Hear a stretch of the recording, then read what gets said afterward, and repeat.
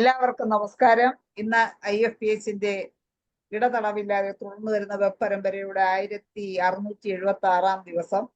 ഇന്നത്തെ മലയാളം സെഷനിൽ നമുക്കൊരു ക്ലാസ് ആണ്. ക്ലാസ് എടുക്കുവാനായി എത്തുന്നത് ഡോക്ടർ റിജി റഷീദാണ്. ഡോക്ടറുടെ ക്ലാസ് കേൾക്കുന്നതിന് വേണ്ടി ഇന്ന് സൂം പ്ലാറ്റ്ഫോമിൽ എത്തിയിട്ടുള്ള എല്ലാ ബഹുമാന്യരായ ഡോക്ടേഴ്സിനെയും ഹോമിയോപ്പതി സ്നേഹികളെയും സ്റ്റുഡൻസിനെയും ഇന്നത്തെ ക്ലാസ്സിലേക്ക് സ്നേഹപൂർവ്വം സ്വാഗതം ചെയ്യുന്നു. ഡോക്ടർ റിജി റഷീദ് കാട്ടാക്കടയിൽ ഡോക്ടർ റിജീസ് ഹെൽത്ത് കെയർ എന്ന് പറയുന്ന ഒരു സ്ഥാപനം നടത്തുന്നു. BHMS ഡിഗ്രി ഉള്ള ആളാണ്. ഡോക്ടർ KSYCയുടെ പ്രോഗ്രാം കോർഡിനേറ്റർ ആയിട്ടെല്ലാം വർക്ക് ചെയ്തിട്ടുള്ള ഡോക്ടറാണ്. ഡോക്ടർ നേരത്തെ നമുക്ക് പല ക്ലാസ്സുകളും എടുത്തിട്ടുണ്ട്. ഡോക്ടറുടെ ക്ലാസ് തുടങ്ങുന്നതിന് മുമ്പായി ഒരു നിമിഷം ഈശ്വര പ്രാർത്ഥന. നന്ദി. ഇന്നത്തെ ക്ലാസ് തുടങ്ങുന്നതിനായി ഡോക്ടറെ വളരെ സ്നേഹപൂർവ്വം ക്ഷണിക്കുകയാണ്. ഡോക്ടറെ ക്ലാസ് തുടങ്ങും. സോ നമ്മള് ഇന്നത്തെ ടോപ്പിക് എന്ന് പറഞ്ഞാല് ലൈംഗിക രോഗവും ഹോമിയോപ്പതിയും എന്നുള്ളൊരു ടോപ്പിക്കാണ്. അപ്പൊ നമ്മള് ആ ടോപ്പിക്കിലേക്ക് പോകുന്നതിന് മുമ്പ് തന്നെ ആക്ച്വലി നമ്മൾ ഹോമിയോപ്പതി സിസ്റ്റത്തില് ലൈംഗിക രോഗങ്ങൾ അല്ലെങ്കിൽ സെക്ഷലി റിലേറ്റഡ് കംപ്ലൈൻസ് എന്നുള്ളത് അതിന് എത്രത്തോളം ഇമ്പോർട്ടൻസ് ഉണ്ട് എന്നുള്ളതാണ് നമ്മൾ ആദ്യം മനസ്സിലാക്കേണ്ട ഒരു കാര്യം. ശരിക്കും നമ്മൾ ഒരു മാർക്കറ്റ് ഡിമാൻഡ് ആണെങ്കിലും ഗ്രോയിങ് ആയിട്ടുള്ള ഒരു അവയർനെസ് ഇപ്പൊ ഈ ഒരു സെക്ടറിൽ, അതായത് ഹോളിസ്റ്റിക് അപ്രോച്ചിൽ ലൈംഗിക രോഗങ്ങൾക്ക് പണ്ടത്തെ പോലെ ഇപ്പം അയ്യോ ഞാനതെങ്ങനെ പറയും, എന്റെ അസുഖം ഇതാണല്ലോ എന്നുള്ള ആ ഒരു ഫീലൊന്നുമില്ല. അത് മെയിൽ ആണെങ്കിലും ഫീമെയിൽ ആണെങ്കിലും ഒരുപോലെ തന്നെ അവരുടെ പ്രശ്നം എക്സ്പ്രസ് ചെയ്യാൻ കപ്പാസിറ്റി ഉണ്ട്. പിന്നെ ഇത് ചെറുപ്പക്കാർക്കുള്ളതല്ലേ പ്രായമായിട്ടുള്ള ആൾക്കാർക്കാണോ എന്ന് അങ്ങനെയല്ല. ചെറുപ്പക്കാർക്കാണെങ്കിലും പ്രായമായ ആൾക്കാരിലാണെങ്കിലും അവർ അതുപോലെ തന്നെ ടീനേജേഴ്സിലാണെങ്കിലും അവർക്ക് അതുപോലെ തന്നെ ഈ ഒരു മേഖലയിൽ ഒരു ഇമ്പോർട്ടൻസ് കൊടുക്കുന്നുണ്ട്. അപ്പൊ നമ്മളൊരു ഗ്രോയിങ് അവയർനെസ് കൊണ്ട് നമുക്ക് ഡിമാൻഡ് കൂടുതലാണ്. അതുപോലെ തന്നെ ഒരു കൺവെൻഷൻ ആയിട്ടുള്ള ഓപ്ഷൻസിന് ലിമിറ്റേഷൻസ് ഉള്ളത് കൊണ്ട് തന്നെ നമ്മളിപ്പോൾ സൈഡ് ഇഫക്റ്റ് അല്ലെങ്കിൽ ലിമിറ്റഡ് സക്സസ്, നല്ല രീതിയിൽ അവർക്ക് അതിനകത്ത് ഒരു പ്രോഗ്രസ് കിട്ടുന്നില്ല. ഇപ്പൊ നമ്മൾ സ്പ്രേസ് യൂസ് ചെയ്യുന്ന ആൾക്കാരുണ്ട്, അല്ലെങ്കിൽ ടോയ്സ് ഒക്കെ യൂസ് ചെയ്യുന്ന ആൾക്കാരുണ്ട്. അപ്പൊ അതിനകത്തൊന്നും അവർക്കൊരു ശാശ്വത പരിഹാരമല്ല, അല്ലെങ്കിൽ ഇത് എത്ര നാൾ എനിക്ക് തുടരാൻ സാധിക്കും എന്നുള്ളൊരു ചിന്ത. അതുപോലെ തന്നെ നമ്മുടെ ഈ വയഗ്ര പോലുള്ള മെഡിസിൻസ് യൂസ് ചെയ്യുന്ന ആൾക്കാർ, ഇപ്പൊ കാർഡിയാക് ഇഷ്യൂസും മറ്റു കാര്യങ്ങളൊക്കെ ഉള്ള ആൾക്കാർ ഇപ്പൊ കുറച്ചും കൂടെ എഡ്യൂക്കേറ്റഡ് ആണ്. അപ്പൊ അവർക്ക് ഇത് ഉപയോഗിക്കുമ്പോൾ ഒരു സൈഡിൽ എന്റെ ഈ ഒരു കപ്പാസിറ്റി ബൂസ്റ്റപ്പ് ചെയ്യുന്ന ആ സമയത്ത് തന്നെ മറ്റേ സൈഡിൽ എന്റെ ആ ഒരു നോർമൽ റുട്ടീൻ അല്ലെങ്കിൽ വെൽനെസ് എനിക്ക് നഷ്ടപ്പെടുകയാണ് എന്ന് മനസ്സിലാക്കാനുള്ള ഒരു കപ്പാസിറ്റി ഉള്ള ഒരു ഇതാണ്. പിന്നെ നമ്മുടെ ടാർഗറ്റഡ് മാർക്കറ്റ് എന്ന് പറയുന്നത് വെച്ചാൽ സെക്ഷൽ ഡിസോർഡേഴ്സ് ഉള്ള ഇൻഡിവിജ്വൽസ്, അതുപോലെ തന്നെ ഫെർട്ടിലിറ്റി സൊല്യൂഷൻസ് ആഗ്രഹിക്കുന്ന, ഇപ്പൊ നമ്മൾ വന്ധ്യത എന്നുള്ളൊരു മേഖല മാത്രമല്ല, സെക്ഷൽ ഡിസോർഡേഴ്സിൽ വന്ധ്യത ഇപ്പം സ്ത്രീ വന്ധ്യത പുരുഷ വന്ധ്യത എന്നുള്ളത് മാത്രമല്ല, ഡിസാറ്റിസ്ഫൈഡ് ആയിട്ടുള്ള കപ്പിൾസ് ഒരുപാട് നമുക്കിടയിലുണ്ട്. ഒരുപക്ഷെ നമ്മൾ ഈ വർത്താനം പറയുമ്പോൾ പറയുന്ന ആൾക്കും കേൾക്കുന്ന ആൾക്കാരുടെയിലും ചിലപ്പോൾ അങ്ങനെ ഉണ്ടാവാനുള്ള സാധ്യതയുണ്ട്. അത് അപ് ടു വാട്ട് എക്സ്റ്റെൻഡ് നമ്മളത് എക്സ്പ്രസ് ചെയ്യുന്നു എന്നുള്ളതാണ്. അതുപോലെ തന്നെ സെയിം ഹെൽത്ത് ഓറിയന്റഡ് ആയിട്ടുള്ള റീസൺസ് കൊണ്ട് മറ്റു മെഡിസിൻസ് എടുക്കാൻ ബുദ്ധിമുട്ടുള്ള ആൾക്കാർ, അങ്ങനത്തെ ആൾക്കാരും നമ്മുടെ ഹോമിയോപ്പതി എടുക്കാൻ വരുന്ന ആൾക്കാരായിട്ടുണ്ട്. പിന്നെ നമുക്ക് ഇതിനകത്ത് ഒരു പേഷ്യന്റ് നമ്മുടെ അടുത്തേക്ക് വരുമ്പോൾ നമുക്ക് അവർക്ക് കൺസൾട്ടേഷൻ പ്രൊവൈഡ് ചെയ്യാൻ സാധിക്കുന്നതാണ്. അതുപോലെ തന്നെ ഓരോ പേഷ്യൻസിനും അവർക്ക് ചേരുന്ന തരത്തിലുള്ള കസ്റ്റമൈസ്ഡ് ആയിട്ടുള്ള ട്രീറ്റ്മെന്റ് പ്ലാൻ നമുക്ക് പ്രൊവൈഡ് ചെയ്യാൻ സാധിക്കാറുണ്ട്. അപ്പൊ ഈ കസ്റ്റമൈസ്ഡ് ട്രീറ്റ്മെന്റ് പ്ലാനിൽ ഒരിക്കലും നമ്മൾ മെഡിസിൻസ് മാത്രം, നമ്മൾ മരുന്ന് കൊടുക്കുന്നു 3 വെച്ച് 3 നേരം കഴിക്കുക, അല്ലെങ്കിൽ തുള്ളിമരുന്ന് കഴിക്കുക, അല്ലെങ്കിൽ പൊടി എടുക്കുക, ടാബ്ലറ്റ്സ് എടുക്കുക എന്നുള്ളത് മാത്രമല്ല, ആ കസ്റ്റമൈസ്ഡ് ട്രീറ്റ്മെന്റ് പ്ലാനിൽ നമുക്ക് അവർക്ക് വേണ്ട, അതായത് ഈ അവരുടെ ആ ഒരു പ്രോബ്ലം കംപ്ലീറ്റ്ലി സോൾവ് ചെയ്യാൻ ആവശ്യമുള്ള എല്ലാ കാര്യങ്ങളും അവർക്ക് പറഞ്ഞു കൊടുക്കുക എന്നുള്ളതാണ്. അതുപോലെ തന്നെ നമുക്കുള്ള പിന്നെ ചെയ്യാൻ പറ്റുന്നതെന്ന് പറഞ്ഞാൽ ലൈഫ് സ്റ്റൈൽ ഗൈഡൻസ് നമുക്ക് കൊടുക്കാൻ പറ്റും. പിന്നെ നമുക്ക് നമ്മുടെ ക്ലിനിക്സിൽ ഇടയ്ക്കിടയ്ക്ക് വർക്ക്ഷോപ്സും അതുപോലെ തന്നെ എന്തെങ്കിലുമൊക്കെ ഫ്രീ എഡ്യൂക്കേഷൻസ് നമുക്ക് ഇങ്ങനെ പ്രൊവൈഡ് ചെയ്ത് കൊടുക്കാൻ സാധിക്കുന്നതാണ്. നമ്മളുടെ ഈ ഒരു സെക്ടർ റിഗാർഡിംഗ് മാർക്കറ്റ് എന്ന് പറയുന്നത് ഗ്ലോബലി ആണെങ്കിലും അല്ല ഇന്ത്യൻ മാർക്കറ്റിലാണെങ്കിലും millions of turn over, 2.6 to 3 billion turn over ഉള്ള ഒരു 2030 നമ്മൾ എത്തുമ്പോൾ ഇതിന് ഒരു ട്രെമെൻഡസ് ആയിട്ടുള്ള ഒരു ഇൻക്രീസ് ആണ് ഇതിൽ നമ്മൾ കാണിക്കുന്നത്. അപ്പൊ നമ്മുടെ ഹോമിയോപ്പതി ആസ്പെക്റ്റില് നമ്മൾ തെറാപ്യൂട്ടിക്സും ബാക്കി കാര്യങ്ങളും ഒക്കെ പ്രൊവൈഡ് ചെയ്യുന്നതിന് മുൻപേ നമ്മൾ ആദ്യം ചെയ്യേണ്ടതെന്ന് പറഞ്ഞാൽ നമ്മൾ ഒരാളെ അനലൈസ് ചെയ്യുക എന്നുള്ളത് ഭയങ്കര ഇമ്പോർട്ടൻ്റ് ആയിട്ടുള്ള ഒരു കാര്യമാണ്. ആ അനാലിസിസിൽ നമ്മൾ തീർച്ചയായിട്ടും ശ്രദ്ധിക്കേണ്ട നമ്മൾ പേഷ്യൻ്റ് ആയിട്ട് ഒരു എമ്പതി ക്രിയേറ്റ് നമ്മൾ കേസ് ടേക്കിംഗ് എപ്പോഴും നമുക്ക് പ്രധാനമാണ്, ഇമ്പോർട്ടൻ്റ് ആണ്. അതുപോലെ തന്നെ ഇമ്പോർട്ടൻ്റ് ആണ് നിങ്ങൾ എന്തുകൊണ്ട് ഹോമിയോപ്പതി മെഡിസിൻ എടുക്കണം എന്നുള്ളതിന്റെ ആവശ്യകത പേഷ്യൻസിന് അറിയണമെന്നില്ല. It's our duty. നമ്മൾ അവരെ പറഞ്ഞ് മനസ്സിലാക്കുക എന്നുള്ളതാണ്. പിന്നെ പേഷ്യൻസ് നമ്മളോട് കംപ്ലൈൻസ് പറഞ്ഞു തുടങ്ങുമ്പോൾ ഡോക്ടർ എനിക്ക് ഇതാണ് വിഷയം എന്നുള്ളത്, അല്ലെങ്കിൽ എനിക്ക് ഒരു താല്പര്യമില്ല, അല്ലെങ്കിൽ ഭർത്താവ് എൻ്റെ അടുത്തേക്ക് വരുന്ന സമയത്ത് തന്നെ എനിക്കൊരു വിരക്തിയാണ്, അല്ലെങ്കിൽ എനിക്ക് വേദനയാണ്, അല്ലെങ്കിൽ എനിക്ക് വരൾച്ചയാണ്, അല്ലെങ്കിൽ ഞാൻ ഒരു കുഞ്ഞിനെ എങ്ങനെയെങ്കിലും ഒന്ന് പ്രസവിച്ചതാണ്, എനിക്ക് ഇനിയൊരു കുഞ്ഞ് വേണമെന്ന് ആഗ്രഹമുണ്ട്, പക്ഷെ ആ ഒരു കാര്യങ്ങളൊക്കെ ആലോചിക്കുമ്പോൾ അത് പേടിച്ചിട്ടാണ് ഡോക്ടർ എനിക്ക് വേണ്ട എന്ന് ഞാൻ പറയുന്നത് എന്നൊക്കെ. അല്ലെങ്കിൽ തിരിച്ച് മെയിൽസിന്റെ കേസിലാണെങ്കിലും അങ്ങനെ തന്നെയാണ്. ഡോക്ടർ താല്പര്യം ഇല്ലാത്തത് കൊണ്ടല്ല, പക്ഷെ എന്നെ പല അവസരങ്ങളിലും പറഞ്ഞ പല വാചകങ്ങളും എൻ്റെ ഉള്ളിൽ കടക്കുന്നത് കൊണ്ട് എനിക്ക് അത് അങ്ങ് അക്സെപ്റ്റ് ചെയ്യാൻ സാധിക്കുന്നില്ല. അല്ലെങ്കിൽ അങ്ങനെ പലതരത്തിൽ എനിക്ക് അങ്ങനെ ഒരു താല്പര്യം വരുന്നില്ല, അല്ലെങ്കിൽ എന്നെ കൊണ്ട് സാധിക്കുന്നില്ല. അത് ഞാൻ തുറന്നു പറയുമ്പോൾ അവൾക്ക് എന്ത് തോന്നും എന്നുള്ളത് അറിഞ്ഞുകൂടാ. അപ്പൊ അതുകൊണ്ട് എന്നൊക്കെ പറഞ്ഞ് അതുകൊണ്ട് അങ്ങനെ വരുന്ന ആൾക്കാരുണ്ട്. അപ്പൊ നമ്മൾ പ്രൈമായിട്ട് മനസ്സിലാക്കേണ്ട ഒരു കാര്യം എന്ന് പറഞ്ഞാൽ ഒരു എമ്പതി ക്രിയേറ്റ് ചെയ്തെടുക്കുക എന്നുള്ളതാണ്. അവരുടെ ഫ്രണ്ടിൽ നമ്മൾ മെഡിസിൻസിന് മുമ്പേ തന്നെ നമ്മളിൽ അവർക്കൊരു വിശ്വാസം ഉണ്ടാക്കി എടുക്കുക എന്നുള്ളതാണ് ഏറ്റവും പ്രധാനമായിട്ടുള്ളത്. ആ വിശ്വാസം നമ്മൾ ഉണ്ടാക്കിയെടുക്കണം എന്നുണ്ടെങ്കിൽ നമുക്കൊരു ആക്റ്റീവ് ലിസണിങ് സ്കിൽ ഉണ്ടായിരിക്കണം. നമ്മളോട് ഒരാൾ ഒരു കാര്യം പറയുമ്പോൾ നമ്മൾ അവർക്കൊരു അൺഡിവൈഡഡ് ആയിട്ടുള്ള അറ്റൻഷൻ നമ്മൾ അവർക്ക് കൊടുക്കണം. അവരെന്താണോ പറയുന്നത് അത് നമ്മൾ കറക്റ്റ് ആയിട്ട് പ്രോപ്പർ ആയിട്ട് അത് കേൾക്കാൻ ശ്രമിക്കുക. നമ്മൾ ചില ഡോക്ടേഴ്സിനെ കണ്ടിട്ടുണ്ട്, പേഷ്യൻസ് ഇങ്ങനെ ഒരാളോട് പറയുക എന്നുള്ള രീതിയിൽ അങ്ങനെ പറയുന്ന സമയത്ത് ഇപ്പുറത്ത് കേൾക്കുന്ന ഡോക്ടർ എന്തെങ്കിലും എഴുതിക്കൊണ്ടിരിക്കുക, അങ്ങോട്ട് നോക്കുക ഇങ്ങോട്ട് നോക്കുക, പിന്നെ ഫോണിൽ സ്ക്രോൾ ചെയ്യുക, പിന്നെ അതല്ലെങ്കിൽ സിസ്റ്റേഴ്സിനോട് എന്തെങ്കിലും പറയുക. പ്രത്യേകിച്ച് ഇത്തരം കേസസ് നമുക്ക് കിട്ടുമ്പോൾ നമ്മൾ ആദ്യം ചെയ്യേണ്ടത് ഒരു അൺഡിവൈഡഡ് അറ്റൻഷൻ ആണ്. രണ്ടാമത്തെ കാര്യം, നമ്മളൊരു ഐ കോണ്ടാക്ട് മറ്റു പേഷ്യൻസിൽ മെയിൻറ്റെയിൻ ചെയ്യുന്നോ ഇല്ലേ എന്നുള്ളതല്ല, ഇത്തരം കംപ്ലൈൻസുമായിട്ട് വരുന്ന പേഷ്യൻസിൽ കൃത്യമായിട്ട് നമ്മൾ ഐ കോണ്ടാക്ട് മെയിൻറ്റെയിൻ ചെയ്യുക എന്നുള്ളതാണ്. മൂന്നാമത്തെ കാര്യം എന്ന് പറഞ്ഞാൽ അവർ വർത്താനം പറയുമ്പോൾ നമ്മൾ അവർക്കൊരു വെർബൽ ക്ലൂസ് കൊടുക്കുക. ഇപ്പൊ സ്വാഭാവികമായിട്ടും അവർക്ക് കല്യാണം കഴിഞ്ഞ സമയത്തോ അല്ലെങ്കിൽ കല്യാണത്തിന് മുമ്പേ ഉള്ള എന്തെങ്കിലും കാര്യമോ അല്ലെങ്കിൽ ഇപ്പൊ കറന്റ്ലി സംഭവിച്ച എന്തെങ്കിലും കാര്യമോ അവർ ആ അസുഖത്തിലേക്ക് എത്തുന്നതിന് മുമ്പേ എന്തെങ്കിലുമൊക്കെ അവർക്ക് പറയാനുണ്ടാവും. ആ പറയുന്നത് നമ്മൾ വളരെ കൃത്യമായിട്ട് അവർ പറയുന്നത് നമ്മൾ ഇപ്പൊ സംസാരിക്കുവാണെങ്കിൽ അങ്ങനെയാണോ, നമ്മൾ എന്തെങ്കിലുമൊക്കെ തിരിച്ച് റെസ്പോണ്ട് നമ്മളത് കേൾക്കുന്നുണ്ട് എന്നുള്ളൊരു രീതി അവർക്ക് കൊടുക്കുക. പിന്നെ വേണ്ടതെന്ന് പറഞ്ഞാൽ നമ്മൾ എപ്പോഴും അവർ പറയുന്നതിന് പാരാഫ്രൈസ് ചെയ്യും സമ്മറൈസ് ചെയ്യും ചെയ്യുക. അവരെവിടെയാണോ പറഞ്ഞു നിർത്തിയത് അല്ലെങ്കിൽ അവർ തൊട്ട് മുമ്പിൽ പറഞ്ഞ എന്തെങ്കിലും ഒരു കാര്യം നമ്മൾ അതേമാതിരി തന്നെ തിരിച്ച് അതിൽ നിന്നും അവരോട് തുടങ്ങുക എന്നുള്ളത് ഇമ്പോർട്ടൻ്റ് ആണ്. അപ്പോഴാണ് അവർക്ക് നമ്മുടെ അടുത്തൊരു വിശ്വാസം വരിക എന്നുള്ളത്. അതുപോലെ തന്നെ പിന്നെ വരുന്ന ഒരു കാറ്റഗറി എന്ന് പറഞ്ഞാൽ ഇമോഷണൽ വാലിഡേഷൻ ആണ്.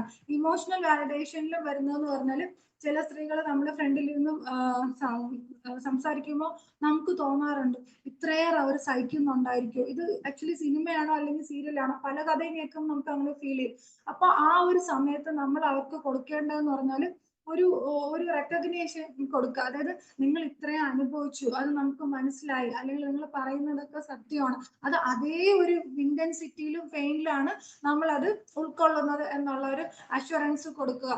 അതുപോലെ തന്നെ അവരുടെ ഫീലിങ്സ് ആൻഡ് എക്സ്പ്ലോർ ചെയ്യാൻ ശ്രമിക്കുക. അവരുടെ ഒരു ഇമോഷൻസും അല്ലെങ്കിൽ അവരുടെ ആശങ്കയുമാണ് അതിനാണ് അവർക്ക് ഇമ്പോർട്ടൻസ് കൊടുക്കേണ്ടത്, അല്ലെങ്കിൽ അവരുടെ പേടി എന്താണോ അതിനാണ് ഇമ്പോർട്ടൻസ് കൊടുക്കേണ്ടത്. ലാസ്റ്റ് വീക്ക് ഇവിടെ PCOD ട്രീറ്റ് ചെയ്യാൻ, അതായത് പീരീഡ്സ് അവർക്ക് റെഗുലർ ആയിട്ട് ഉണ്ട്, പക്ഷെ അത് പീരീഡ്സ് ആണോ എന്ന് അറിയുന്നില്ല. കാര്യം ഒരു ദിവസം ഒരു തുള്ളി ബ്ലഡ് എങ്കിലും അവരുടെ നിന്ന് പോകുന്നത് കാരണം അവർക്ക് പീരീഡ്സ് ആണോ എന്ന് അറിയാത്തൊരവസ്ഥ. അപ്പൊ ആ കേസ് ഞാൻ എടുക്കുമ്പോൾ എനിക്ക് ഞാൻ മനസ്സിലായ ഒരു കാര്യം എന്ന് പറഞ്ഞാൽ, നമ്മൾ യൂഷ്വലി ഇങ്ങനത്തെ കേസസ് വരുമ്പോൾ സ്കാൻ എഴുതാറുണ്ടല്ലോ. അപ്പൊ ഞാൻ USG അബ്ഡോമൻ എഴുതുന്ന സമയത്ത് ഇൻക്ലൂഡിങ് പെൽവിസ് എഴുതാൻ പോകുന്നതിന് മുമ്പേ തന്നെ ഒരു കേസല്ല, ലാസ്റ്റ് വീക്ക് 2 കേസ് ഉണ്ട്. ഒന്ന് ടീച്ചറും ഒന്ന് ഒരു നോർമൽ ഒരു ഹൗസ് വൈഫ്. രണ്ടുപേരും നമ്മൾ സ്കാൻ എഴുതാൻ പോകുന്ന സമയത്ത് ആദ്യമേ ഇങ്ങോട്ട് പറയുന്നതാണ്, ഡോക്ടറെ സ്കാനിന്റെ ആവശ്യം ഉണ്ടോ ഡോക്ടറെ, പിന്നെ സ്കാൻ ഇല്ലാതെ ചികിത്സിക്കാൻ പറ്റൂലേ, എന്റെ കയ്യിൽ പഴയ സ്കാൻ ഉണ്ട്, അല്ലെങ്കിൽ ആ ഒരു തരത്തില്. അപ്പൊ നമ്മളത് അല്ലെങ്കിൽ ഉള്ളിൽ പരിശോധിക്കുവോ എന്നുള്ള തരത്തിൽ. ഇതിൽ ടീച്ചറാണെന്ന് പറഞ്ഞ ലേഡി വന്നിട്ട് ഒരു കുട്ടി ഉള്ള ഒരു ലേഡിയാണ്, മറ്റത് കുട്ടികളായിട്ടില്ലാത്തതാണ്. രണ്ടുപേരുടെയും പ്രധാന പ്രശ്നം എന്ന് പറഞ്ഞാൽ വജൈനിസ്മസ് ആണ്. രണ്ടുപേരുടെയും പ്രധാനപ്പെട്ട ഒരു പ്രശ്നം. ആദ്യത്തെ ആളുടെ അത്രത്തോളം ഒരു എക്സ്റ്റെൻസിഫൈഡ് ആയിട്ട് പോയിട്ടില്ല. രണ്ടാമത്തെ ആളുടെ കാര്യമാണ് ഞാൻ ഈ പറയുന്നത്. അപ്പൊ ഞാൻ നമ്മുടെ അമ്പാടി അമ്മയെ ഞാൻ വിളിച്ചിരുന്നു. ഞാൻ ആദ്യം കേസ് ടേക്കിങ്ങും ബാക്കി കാര്യങ്ങളൊക്കെ ചെയ്ത് മെഡിസിൻ കൊടുത്തു. എന്നിട്ടും അവരുടെ ആ ഒരു ഫിയർ അല്ലെങ്കിൽ സെൻസിറ്റീവ്നെസ്, അവർ ആ പാർട്ടിലെ ആ ഒരു സെൻസിറ്റീവ്നെസ് അവർക്ക് പോകുന്നേ ഇല്ല. അങ്ങനെ ഞാൻ പ്ലാറ്റിനയാണ് പിന്നെ രണ്ടാമത് കൊടുത്തത്. പ്ലാറ്റിന കൊടുത്തതിന് ശേഷം പിന്നെ അവരെങ്ങോട്ട് കണ്ടില്ല. കണ്ടാലേ ഇനി അത് അറിയാൻ പറ്റുള്ളൂ. അപ്പൊ ഇതിനകത്ത് നമ്മൾ ഫസ്റ്റ് നമ്മൾ ഏറ്റവും പ്രൈമായിട്ട് നമ്മൾ ചെയ്യേണ്ട ഒരു കാര്യം എന്ന് പറഞ്ഞാൽ നമ്മൾ അവർക്കൊപ്പമാണ് എന്നുള്ളൊരു ഫീല് നമ്മൾ കൊടുക്കുക. അങ്ങനെ ഉണ്ടെങ്കിൽ മാത്രമേ ഇത്രയും പ്രൈവറ്റ് ആയിട്ടുള്ള കാര്യങ്ങൾ ഉറപ്പായിട്ടും അവർ ഷെയർ ചെയ്യുള്ളൂ. ഇനി അവരുടെ റിലേഷൻഷിപ്പിനെ പറ്റി അവർ പറയുകയാണെങ്കിൽ നമ്മൾ പിന്നെ ആലോചിക്കേണ്ട ഒരു കാര്യം എന്ന് പറഞ്ഞാൽ ഒരു കൾച്ചറൽ സെൻസിറ്റിവിറ്റി ആൻഡ് അവയർനെസ് നമുക്കും ഉണ്ടായിരിക്കണം, അവർക്കും ഉണ്ടായിരിക്കണം. നമ്മൾ ചോദിക്കുമ്പോൾ അവരുടെ കാറ്റഗറി, അവരുടെ കമ്മ്യൂണിറ്റി, അല്ലെങ്കിൽ അവരുടെ ജീവിത ശൈലി, എല്ലാ കാര്യങ്ങളും നമ്മൾ അവെയർ ആയിട്ട് മാത്രമേ നമ്മൾ ക്വസ്റ്റ്യൻസ് അവരോട് ചോദിക്കാൻ സാധിക്കുകയുള്ളൂ. അതുപോലെ തന്നെ നമ്മൾ വർത്താനം പറഞ്ഞില്ല എങ്കിൽ പോലും നമ്മളുടെ ഒരു ആറ്റിറ്റ്യൂഡ് കാണുമ്പോൾ തന്നെ നമ്മളിപ്പം സയൻസ് പറയുന്ന പോലെ നമ്മളൊരു ആറ്റിറ്റ്യൂഡ് കാണുമ്പോൾ തന്നെ അവർക്കത് ഫീൽ ചെയ്യേണ്ടതാണ്. പിന്നെ നമുക്ക് ഒരു എംപത്തറ്റിക് ടച്ച് നമ്മളെ തെറ്റിദ്ധരിക്കില്ല എന്ന് ഉറപ്പുള്ള കേസസിലാണെങ്കിൽ നമുക്ക് അങ്ങനെ ഒരു എംപത്തറ്റിക് ടച്ച് നമുക്ക് അവർക്ക് കൊടുക്കാവുന്നതാണ്. പിന്നെ നമുക്ക് സെക്ഷലി റിലേറ്റഡ് കംപ്ലൈൻസ് വരുമ്പോൾ നമ്മൾ അവരോട് ആദ്യമേ തന്നെ നമ്മൾ മൈന്യൂട്ട് കാര്യങ്ങളിലേക്ക് പോകുന്നതിനോടൊപ്പം കഴിവതും രണ്ടുപേരും ഒരുമിച്ചുണ്ടെങ്കിൽ, അതായത് ഹസ്ബൻഡും വൈഫും ഒരുമിച്ചുണ്ടെങ്കിൽ നമ്മുടെ ആ ഒരു കേസ് ടേക്കിംഗ് കുറച്ചും കൂടെ പ്രോപ്പർ ആവും. ഒരാൾ പറയുന്നത് മിക്കവാറും കേസസിൽ സംഭവിക്കുക എന്ന് പറഞ്ഞാൽ ഒരു കോൺട്രവേഴ്സി ഉണ്ടാവാറാണ് പതിവ്. ഞാനല്ല നിങ്ങളാണ്, അല്ലെങ്കിൽ നിങ്ങളല്ല ഞാനാണ് എന്നുള്ളൊരു കോൺട്രവേഴ്സി ഉണ്ടാവാനുള്ള ചാൻസസ് ഇത്തരം കേസസിൽ വളരെ കൂടുതലാണ്. അപ്പൊ നമ്മളത് ആ ഒരു സാഹചര്യം അനുസരിച്ച് മെയിൻറ്റെയിൻ ചെയ്യുക എന്നുള്ളതാണ്. പിന്നെ ഇവരുടെ പ്രൊഫഷൻ ഭയങ്കര ഇമ്പോർട്ടൻ്റ് ആണ്, അവരുടെ ഒരു എഡ്യൂക്കേഷൻ ഭയങ്കര ഇമ്പോർട്ടൻ്റ് ആണ്. പിന്നെ നമ്മൾ ആദ്യമേ തന്നെ നമ്മൾ ഇതങ്ങ് ഹോമിയോപ്പതി അങ്ങനെയാണ്, ഹോമിയോപ്പതി ഇങ്ങനെയാണ്, നമ്മൾ ഉടനെ തന്നെ ശരിയാക്കി തരാം അങ്ങനെ ഒരു അഷുറൻസ് നമുക്ക് കൊടുക്കാനേ സാധിക്കില്ല. നമ്മൾ മറ്റ് അസുഖവും ചികിത്സിക്കുന്ന പോലെ അല്ല സെക്ഷൽ റിലേറ്റഡ് കംപ്ലൈൻസ്. കാരണം അവരുടെ സ്ട്രെസ്, അല്ലെങ്കിൽ അവർക്കുള്ള ഉറക്കക്കുറവ്, അല്ലെങ്കിൽ അവരുടെ ഇമോഷണൽ ഇൻസ്റ്റെബിലിറ്റി, അല്ലെങ്കിൽ അവർക്ക് വരുന്ന എന്തെങ്കിലും ഇൻസൾട്ടേഷൻസ്, ഇതെല്ലാം നമ്മൾ എത്ര പ്രോപ്പർ ആയിട്ടുള്ള ഒരു കറക്റ്റ് സിമിലിമം തന്നെ അപ്ലൈ ചെയ്താലും നമുക്കിങ്ങനെ സംഭവിക്കാറുണ്ട്. അപ്പൊ നമ്മൾ അവർക്കൊരു എന്താ പറയാ ഒരു അവയർനെസ് കൊടുക്കുമ്പോൾ നിങ്ങൾ ഇത്ര കാലം ഈ മരുന്ന് എടുക്കേണ്ടി വരും, നിങ്ങൾക്ക് ആ ചേഞ്ചസ് ഉണ്ടാവും. പക്ഷെ ആ ചേഞ്ചസിന്റെ ആഴം എന്ന് പറയുന്നത്, അല്ലെങ്കിൽ അത് എത്രത്തോളം നിങ്ങൾക്ക് നിലനിൽക്കും എന്ന് പറയുന്നത് നിങ്ങൾ ബാക്കി ചെയ്യുന്ന കാര്യങ്ങളിലാണ്. കാര്യം മരുന്ന് വാങ്ങിപ്പോകുന്നവർ, ചില പേഷ്യൻസ് വന്നിട്ട് 2 ആഴ്ച അല്ലെങ്കിൽ 3 ആഴ്ച ആകുമ്പോൾ ബെറ്റർ ആയി പോകുന്നവരുണ്ട്. ചിലർക്ക് 1 മാസം 2 മാസം എടുക്കാറുണ്ട്. പക്ഷെ അവിടെ സംഭവിക്കുന്നത് എന്താന്ന് പറഞ്ഞാൽ ഡോക്ടർ മരുന്ന് എടുക്കുമ്പോൾ കുഴപ്പമില്ല കേട്ടോ, അപ്പൊ കുഴപ്പമില്ല. പക്ഷെ മരുന്ന് തീരുമ്പോൾ വീണ്ടും ആ പഴയ അവസ്ഥയിലേക്ക് എത്തുന്നു.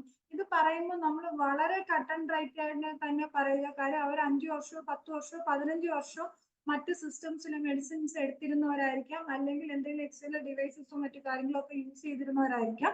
നമ്മുടെ ഹോമിയോപ്പതി ട്രീറ്റ്മെന്റിലേക്ക് വന്നിട്ട് 2 or 3 ആഴ്ച ആവുമ്പോൾ, അതായത് അവർക്ക് കുറയുന്നില്ല എന്നുള്ളതല്ല, കുറയുന്നുണ്ട്, പക്ഷെ മരുന്ന് കഴിയുമ്പോൾ വീണ്ടും അവർക്ക് പഴയ ആ ഒരു അവസ്ഥയിലേക്ക് എത്തുന്നു, അല്ലെങ്കിൽ പൂർണ്ണമായിട്ടും ഫുള്ളായിട്ട് അത് സാധിക്കുന്നില്ല എന്ന് പറഞ്ഞ് വരുന്ന ആൾക്കാരോട് നമ്മൾ വളരെ കൃത്യമായി പറയുക, നമ്മൾ ഹോമിയോപ്പതി ഒരു സയൻസ് ആണ്, ഒരു ആർട്ട് ആൻഡ് സയൻസ് ആണ്, അല്ലാതെ നമ്മൾ മാജിക്കോ മറ്റു കാര്യങ്ങളോ ഒന്നും ഇവിടെ അപ്ലൈ ചെയ്യുന്നില്ല. നിങ്ങൾക്ക് ഇങ്ങനെ തന്നെയാണ് ഇതിൽ വ്യത്യാസം വരിക എന്നുള്ളത്. നമ്മുടെ പേഷ്യൻസിന്റെ ഇടയിൽ പൊതുവെ കാണുന്ന ഒരു ട്രെൻഡാണ് 12 കൊല്ലം 15 കൊല്ലം 20 കൊല്ലം അലോപ്പതി ട്രീറ്റ്മെന്റ്, അതായത് ഒരു സിംഗിൾ കംപ്ലൈന്റിന് അലോപ്പതി ട്രീറ്റ്മെന്റ് പല സ്പെഷ്യലിസ്റ്റുമാരെ കാണിച്ച് കുറഞ്ഞില്ല എങ്കിലും കുഴപ്പമില്ല, ഡോക്ടർ നല്ലതാണ്, നമ്മൾ ഇന്ന ഡോക്ടറെയാണ് കാണിക്കുന്നത്, കുറയുന്നില്ല, അപ്പൊ ഇങ്ങോട്ട് വരാൻ ഒരാൾ പറഞ്ഞു, അതുകൊണ്ട് നമ്മൾ വന്നതാണ്. ഓക്കെ, അപ്പൊ എല്ലാ സിസ്റ്റംസ് ഓഫ് മെഡിസിനും അതിൻ്റെതായിട്ടുള്ള പോസിറ്റീവ്സും നെഗറ്റീവ്സും ഉണ്ട്, ഇൻക്ലൂഡിങ് ആ സിസ്റ്റം. പക്ഷെ നമ്മൾ അത് അവരെ പറഞ്ഞ് മനസ്സിലാക്കി എടുക്കുക എന്നുള്ളത് ഇമ്പോർട്ടന്റ് ആണ്. അല്ലെങ്കിൽ ഇടയ്ക്കിടയ്ക്ക് പ്രത്യേകിച്ച് ഇത്തരത്തിലൊരു കംപ്ലൈന്റ് ആയതുകൊണ്ട് നമുക്ക് ഇടയ്ക്കിടയ്ക്ക് അല്ലെങ്കിൽ കോൾസ് വന്നുകൊണ്ടിരിക്കും. അത് നമുക്ക് തീർച്ചയായിട്ടും ഒരു ബുദ്ധിമുട്ടായി മാറാനുള്ള സാധ്യതയുണ്ട്. പിന്നെ നമുക്കറിയാം ഇപ്പൊ സെക്ഷലി റിലേറ്റഡ് കംപ്ലൈന്റ്സ് ആയിട്ട് നമ്മൾ പറയുമ്പോൾ നമുക്കറിയാം ഇപ്പൊ പ്രിമച്വർ എജാക്കുലേഷൻ, അല്ലെങ്കിൽ ഇറക്ടൈൽ ഡിസ്ഫങ്ഷൻ, അതല്ലെങ്കിൽ താല്പര്യമില്ലായ്മ, അല്ലെങ്കിൽ മെയിൽസിന് തന്നെ പെയിൻ ഉണ്ടാവുന്ന ഒരു അവസ്ഥ ഉണ്ടാവാറുണ്ട്, അല്ലെങ്കിൽ അങ്ങനെ അവിടെ ഇങ്ങനെ തണുത്തിരിക്കുന്നു, അല്ലെങ്കിൽ അമിതമായ ചൂട്. ഇപ്പൊ ഒരു റിലേഷൻഷിപ്പിന്റെ സമയത്തല്ല, അല്ലാതെ തന്നെ അമിതമായ ചൂട് അങ്ങനെ വരുന്ന ആൾക്കാരുണ്ട്. രാത്രിയിൽ ഡോക്ടറെ എനിക്ക് ബുദ്ധിമുട്ടാണ്, പറ്റാറില്ല. വെളുപ്പം കാലത്താണെങ്കിൽ എനിക്ക് താല്പര്യമുണ്ട്, പക്ഷെ അതിന് വീട്ടിലെ ഒരു സാഹചര്യം പറ്റാറില്ല. അല്ലാന്നുണ്ടെങ്കിൽ നമ്മൾ എന്തെങ്കിലുമൊക്കെ ഇപ്പം വിഷ്വൽസ് എന്തെങ്കിലും കാണുവാണെങ്കിലോ, അല്ലെങ്കിൽ കുറച്ച് അട്രാക്റ്റീവ് ആയിട്ടുള്ള ഒരു അങ്ങനെ ആരെങ്കിലും ഒക്കെ കാണുവാണെങ്കിലോ നമുക്ക് അപ്പം അതിങ്ങനെ പുറത്തേക്ക് പോവാറുണ്ട്. അങ്ങനെ പലതരത്തിലുള്ള കംപ്ലൈന്റ്സ് പറയുന്ന ആൾക്കാരുണ്ട്. നമ്മൾ പ്രൈമറി ആയിട്ട് ഞാൻ ഇതിനു മുമ്പ് ഒരു ക്ലാസ്സിൽ അത് സൂചിപ്പിച്ചിട്ടുണ്ട്. പ്രൈമറി ആയിട്ട് നമ്മൾ മനസ്സിലാക്കേണ്ട ഒരു കാര്യം എന്ന് പറഞ്ഞാൽ ഇത് എക്സ്പ്ലെയിൻ ചെയ്യുന്ന ആൾക്കാർ അത് ആരാണെങ്കിലും അത് ജെന്യൂൻ ആയിട്ട് എക്സ്പ്ലെയിൻ ചെയ്യുന്നതാണോ എന്നുള്ളത് തിരിച്ചറിയേണ്ട ഒരു കപ്പാസിറ്റി നമുക്ക് ഉണ്ടായിരിക്കണം. കംപ്ലൈൻസ് ഉള്ളവർ മാത്രമല്ല, എന്തായാലും ലേഡി ഡോക്ടർ ആണല്ലോ, അപ്പം ഈ അസുഖം എന്തായാലും അവരോട് ചികിത്സിക്കാൻ ഇരിക്കുകയല്ലേ, അപ്പൊ എന്നാ പിന്നെ ഞാൻ പോയി കുറച്ച് സമയം ഒന്ന് സംസാരിക്കും. ഇന്ന് രാവിലെ നടന്നൊരു ഇൻസിഡന്റ് ആണ്. ഞാൻ ഡോക്ടർ സാർസൈഡ് സാറിനെ വിളിക്കുമ്പോൾ ഈ രാവിലത്തെ ഇൻസിഡന്റ് ഇന്ന് ഞാൻ സാറിനോട് പറയുകയും ചെയ്തിരുന്നു. അതായത് 4 വർഷം മുമ്പ് എന്റെ അടുത്തുനിന്ന് മെഡിസിൻ വാങ്ങിയിരുന്ന ഒരു 64 വയസ്സുള്ള ഒരു അങ്കിള്. ഓക്കെ, ആ അങ്കിള് ഫസ്റ്റ് ടൈം വന്ന് മരുന്ന് വാങ്ങി പോയി. സെക്കൻഡ് ടൈം വരുമ്പോൾ നമുക്കൊരു വലിയ പബ്ലിസിറ്റി ആയിട്ടാണ് വരുന്നത്. അതായത് പുറത്ത് വെയിറ്റ് ചെയ്തിരിക്കുന്ന പേഷ്യൻസിനോടൊക്കെ പറയുന്നതെന്ന് പറഞ്ഞാൽ ദൈവം അനുഗ്രഹിക്കട്ടെ, ദൈവം അനുഗ്രഹിക്കട്ടെ, നല്ല ഡോക്ടറാണ്, നല്ല ഡോക്ടറാണ്, മോള് നല്ല ഡോക്ടറാണ്, നിങ്ങൾ ഇവിടെ കാണിച്ചാൽ മതി എന്നൊക്കെ പറയും. ആ എത്ര സമയം അവിടെ ഇരുന്നാലും കുഴപ്പമില്ല, ആ പേഷ്യൻസ് ഒക്കെ പോകുന്നവരും അവിടെ വെയിറ്റ് ചെയ്യും. എന്നിട്ട് ആ പേഷ്യൻസ് പോയി കഴിയുമ്പോൾ അകത്തേക്ക് വരും. അകത്തേക്ക് വന്നിട്ട് ഈ പുള്ളിയുടെ ഒരു എക്സ്പ്ലനേഷൻ എന്ന് പറയുന്നത് പുള്ളിക്ക് ഈ കാര്യങ്ങൾ, അതായത് ഈ ഒരു ഡ്യൂറിങ് ആക്ട്, അല്ലെങ്കിൽ ആന്റി അങ്ങനെ പറഞ്ഞു, ആന്റി ഇങ്ങനെ പറഞ്ഞു, അതിനകത്ത് എങ്ങനെയാണ്, അങ്ങനെയൊക്കെ ആ ഒരു ടൈപ്പ് ഓഫ് കാറ്റഗറി വരാറുണ്ട്. നമ്മൾ അങ്ങനെയുള്ളവരെ ചികിത്സിക്കേണ്ട ഒരു ബാധ്യത നമുക്കില്ല. അപ്പൊ നമ്മൾ എന്താ ചെയ്യേണ്ടതെന്ന് വെച്ചാൽ, ഞാൻ ചെയ്തത് ആദ്യത്തെ ദിവസം ഫസ്റ്റ് വീക്ക് ഞാൻ മെഡിസിൻ കൊടുത്തു. രണ്ടാമത്തെ വീക്ക് വന്നപ്പോൾ ആദ്യം വാങ്ങിയ പേയ്മെന്റിന്റെ 2 ടൈംസ് സെക്കൻഡ് ആയി കൊടുത്തു. മൂന്നാമത്തെ തവണ പുള്ളി വീണ്ടും വന്നു. ആ സെക്കൻഡ് ടൈം വാങ്ങിയ പേയ്മെന്റിന്റെ ഇൻറ്റു 2 ടൈം ആണ് ഞാൻ മൂന്നാമത്തെ തവണ പുള്ളിക്ക് പേയ്മെന്റ് ആയിട്ട് ഇട്ടത്. അതിനുശേഷം പുള്ളിയെ ഞാൻ കണ്ടിട്ടേ ഇല്ല. ഇന്ന് രാവിലെ ഞാൻ ഇന്ന് രാവിലെ ക്ലിനിക്കിന്റെ പുറത്ത് വെച്ച് അങ്കിളിനെ കണ്ടപ്പോൾ അങ്കിൾ എന്നോട് പറഞ്ഞതാണ്, മോളെ സുഖമായിട്ടിരിക്കണോ, എല്ലാരും സുഖമായിട്ടിരിക്കണോ, എന്തൊക്കെയുണ്ട് വിശേഷം, ഈ യൂട്യൂബില് സെക്സ് വീഡിയോസ് ഒക്കെ കിട്ടുമോ, അതെങ്ങനെയാണ് നമ്മൾ അതിൽ കൊടുക്കേണ്ടത്. ഓക്കെ, ഇന്ന് രാവിലത്തെ ഇൻസിഡന്റ് ആണ്. നമ്മൾ അതിൽ അയ്യോ അയാൾ അങ്ങനെ ചോദിച്ചു, അല്ലെങ്കിൽ മോശമായി പോയി, വേറെ ആരെങ്കിലും കേട്ടോ, അങ്ങനെ ഒന്നും നമ്മൾ ചിന്തിക്കേണ്ട കാര്യമില്ല. ഞാൻ അപ്പൊ അങ്കിളിനോട് ആകെ പറഞ്ഞൊരു മറുപടി എന്ന് പറഞ്ഞാൽ, അങ്കിളെ എന്നോട് ചോദിച്ച ചോദ്യം അങ്കിളിന് ഒച്ച കുറച്ചാണ് ചോദിക്കാൻ ഉള്ളൊരു ഇത് അങ്കിളിന് തോന്നിയത്. പക്ഷെ അതിന്റെ മറുപടി പറയാൻ എന്റെ ഒച്ചത്തിന് യാതൊരു കുഴപ്പമില്ല. ബിക്കോസ് എനിക്ക് അതിനുള്ള മറുപടി പറയാൻ യാതൊരു ചളുപ്പുമില്ല. അല്ലെങ്കിൽ ആ ചോദിച്ചത് തെറ്റാണോ ശരിയാണോ എന്നുള്ളത് നിങ്ങളുടെ ധാർമ്മികതയെ ബാധിക്കുന്ന കാര്യമാണ്, അത് എന്റെ ധാർമ്മികതയെ ബാധിക്കുന്നതല്ല. ഇങ്ങനെ ആയിരിക്കണം നമ്മൾ ഇത്തരക്കാർക്ക് കൊടുക്കേണ്ട ഒരു ചെറിയ എക്സാമ്പിൾ പറഞ്ഞതാണ് മറുപടി. പിന്നെ ഇങ്ങനെ നമ്മുടെ ഫ്രണ്ടിൽ പല ടൈപ്പ് ഓഫ് ക്വസ്റ്റ്യൻസ് ആയിട്ട് വരും. ഇപ്പൊ ഓൺലൈൻ കൺസൾട്ടിങ്, ഇപ്പൊ നമുക്ക് എല്ലാവർക്കും ഓൺലൈൻ കൺസൾട്ടിങ് ഉണ്ട്. അപ്പൊ ഓൺലൈൻ കൺസൾട്ടിങ് വരുമ്പോഴും നമ്മൾ ശ്രദ്ധിക്കേണ്ട ഒരു കാര്യം എന്ന് പറഞ്ഞാല്, നമ്മൾ ഒരിക്കലും, അതായത് സെക്ഷലി റിലേറ്റഡ് കംപ്ലൈന്റ് ആയിട്ട് വരുന്ന ഒരു പേഷ്യൻസിനും അവരുടെ ആ ഒരു പ്രശ്നങ്ങൾ ആദ്യമേ മെസ്സേജ് ഇടാനോ അല്ലെങ്കിൽ അതിന്റെ വോയിസ് അയക്കാനോ, അതും അല്ലാന്നുണ്ടെങ്കിൽ അത് നരേറ്റ് ചെയ്യാൻ വേണ്ടി ഡോക്ടർ 2 മിനിറ്റ് ഞാൻ വർത്താനം പറഞ്ഞോട്ടെ, അങ്ങനെ ഒരു സിസ്റ്റം നമ്മൾ പ്രൊവൈഡ് ചെയ്യുന്നില്ല. അവർക്ക് അസുഖമാണ്, നമ്മൾക്ക് വർത്താനം പറയണം എന്നുണ്ടെങ്കിൽ നിർബന്ധമായിട്ട് ഒരു പ്രിയർ അപ്പോയിന്റ്മെന്റ് വിത്ത് പേയ്മെന്റ് അവർ എടുത്തിരിക്കണം, ഒന്നാമത്തെ കാര്യം. രണ്ടാമത്തെ കാര്യം, നമ്മൾ ആദ്യമേ തന്നെ ഒരു ചെറിയ ഫോർമാറ്റ് ഉണ്ടാക്കി വെക്കുക. ആ ഫോർമാറ്റ് നമ്മൾ അവർക്ക് അയച്ചു കൊടുക്കുക. അതായത് ഇത്ര സമയം ഇങ്ങനെയാണ് നിങ്ങൾക്ക് നമ്മൾ തരുന്ന അപ്പോയിന്റ്മെന്റ്, ഇതിനകത്ത് ഇത്ര ഗൈഡ് ലൈൻസ് ഉണ്ട്, ആ ഗൈഡ് ലൈൻസിൽ ഏതെങ്കിലും ഒന്ന് നിങ്ങൾ വയലേറ്റ് ചെയ്യുകയാണെങ്കിൽ നമ്മൾ അപ്പൊ തന്നെ ഈ ഒരു ഇത് നിർത്തും. മൂന്നാമത്, ഇപ്പൊ ഫിസിക്കൽ എക്സാമിനേഷൻ ഇപ്പൊ നമ്മുടെ ക്ലിനിക്കിലാണ് വരുന്നത്, അല്ല നമ്മുടെ ഓൺലൈൻ കേസ് ആണെങ്കിലും വീണ്ടും ഞാൻ ആവർത്തിച്ച് പറയുന്നത്, ഓൺലൈൻ കേസ് ആണെങ്കിലും നമ്മളെ സീനിയേഴ്സിനൊക്കെ അത് അറിയാമായിരിക്കും. ഞാൻ ജൂനിയേഴ്സ് അവർക്കൊരു ഉപകാരം ആയിക്കോട്ടെ എന്ന് വെച്ച് പറയുന്നതാണ്. എയ്തർ ഓൺലൈൻ ഓർ ഓഫ്ലൈൻ ഒന്നുകിൽ നമുക്ക് സ്റ്റാഫ് ഉണ്ടായിരിക്കണം, അല്ല എന്നുണ്ടെങ്കിൽ അവർക്ക് ബൈസ്റ്റാൻഡർ ഉണ്ടായിരിക്കണം. അത് മാൻഡേറ്ററി ആണ്, ബൈസ്റ്റാൻഡർ ഉണ്ടായിരിക്കണം. ഒന്നാമത്തെ കാര്യം. രണ്ടാമത്തെ കാര്യം, നമുക്ക് ഫിസിക്കൽ എക്സാമിനേഷൻ ചെയ്യേണ്ട ഒരു സാഹചര്യമാണെങ്കിൽ നമ്മൾ ഒരു തരത്തിലും പാനിക് ആവേണ്ട കാര്യമില്ല. കാരണം ഹെഡ് ടു ഫുട്ട് നമ്മൾ പഠിച്ചിട്ട് തന്നെയാണ് നമ്മൾ ഈ ജോലി ചെയ്യാനായി വന്നിരിക്കുന്നത്. അപ്പൊ നമ്മൾ അവിടെ എക്സാമിൻ ചെയ്യേണ്ട ഒരു സാഹചര്യം ഉണ്ടായാൽ നമുക്ക് യാതൊരു ഭാവമാറ്റോ വ്യത്യാസമോ അയ്യോ ഞാൻ എങ്ങനെ നോക്കും, ഇനിയിപ്പം എന്റെ ലേഡി ഡോക്ടേഴ്സ് പൊതുവെ പറയുന്ന ഒരു കാര്യമാണ്, ഞാൻ ഇനി വീട്ടിൽ പോയി എന്റെ ചേട്ടന്റെ അടുത്ത് എങ്ങനെ പറയും, ചേട്ടൻ അറിഞ്ഞാൽ എന്ത് വിചാരിക്കും. പിന്നെ ചില മെയിൽ ഡോക്ടേഴ്സ് ഉണ്ട്, ഡോക്ടർ വീട്ടിൽ ഇപ്പൊ വലിയ കുഴപ്പമൊന്നും ഇല്ലാതെ പോവുകയാണ്, അപ്പൊ ഇനിയിപ്പോ ഇതേപോലത്തെ കേസസ് ഒക്കെ എടുത്തിട്ട് ഇനി ഇവരാരെങ്കിലും സംശയം ചോദിക്കുക വോയിസോ വീഡിയോ കോളൊക്കെ വിളിക്കുകയാണെങ്കിൽ ഓഡിയോ കോളൊക്കെ വിളിക്കുകയാണെങ്കിൽ അതൊരു ഇഷ്യൂ ആവില്ലേ?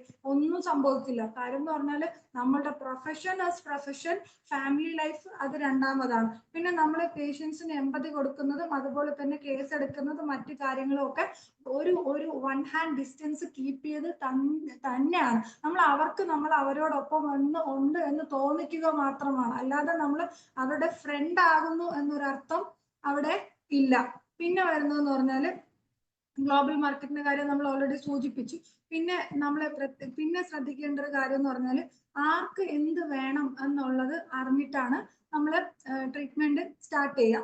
നമ്മൾ എന്താ വെച്ചാല് ഇപ്പോഴത്തെ ഒരു സാഹചര്യത്തിൽ ഈ റിലേഷൻഷിപ്പ് ഇഷ്യൂസ് ഭയങ്കരമാണ് കപ്പിൾസിന്റെ ഇടയിൽ. അതായത് കമ്മ്യൂണിക്കേഷൻ ഇഷ്യൂസ് ആണ് ഏറ്റവും കൂടുതൽ ഉള്ളത്.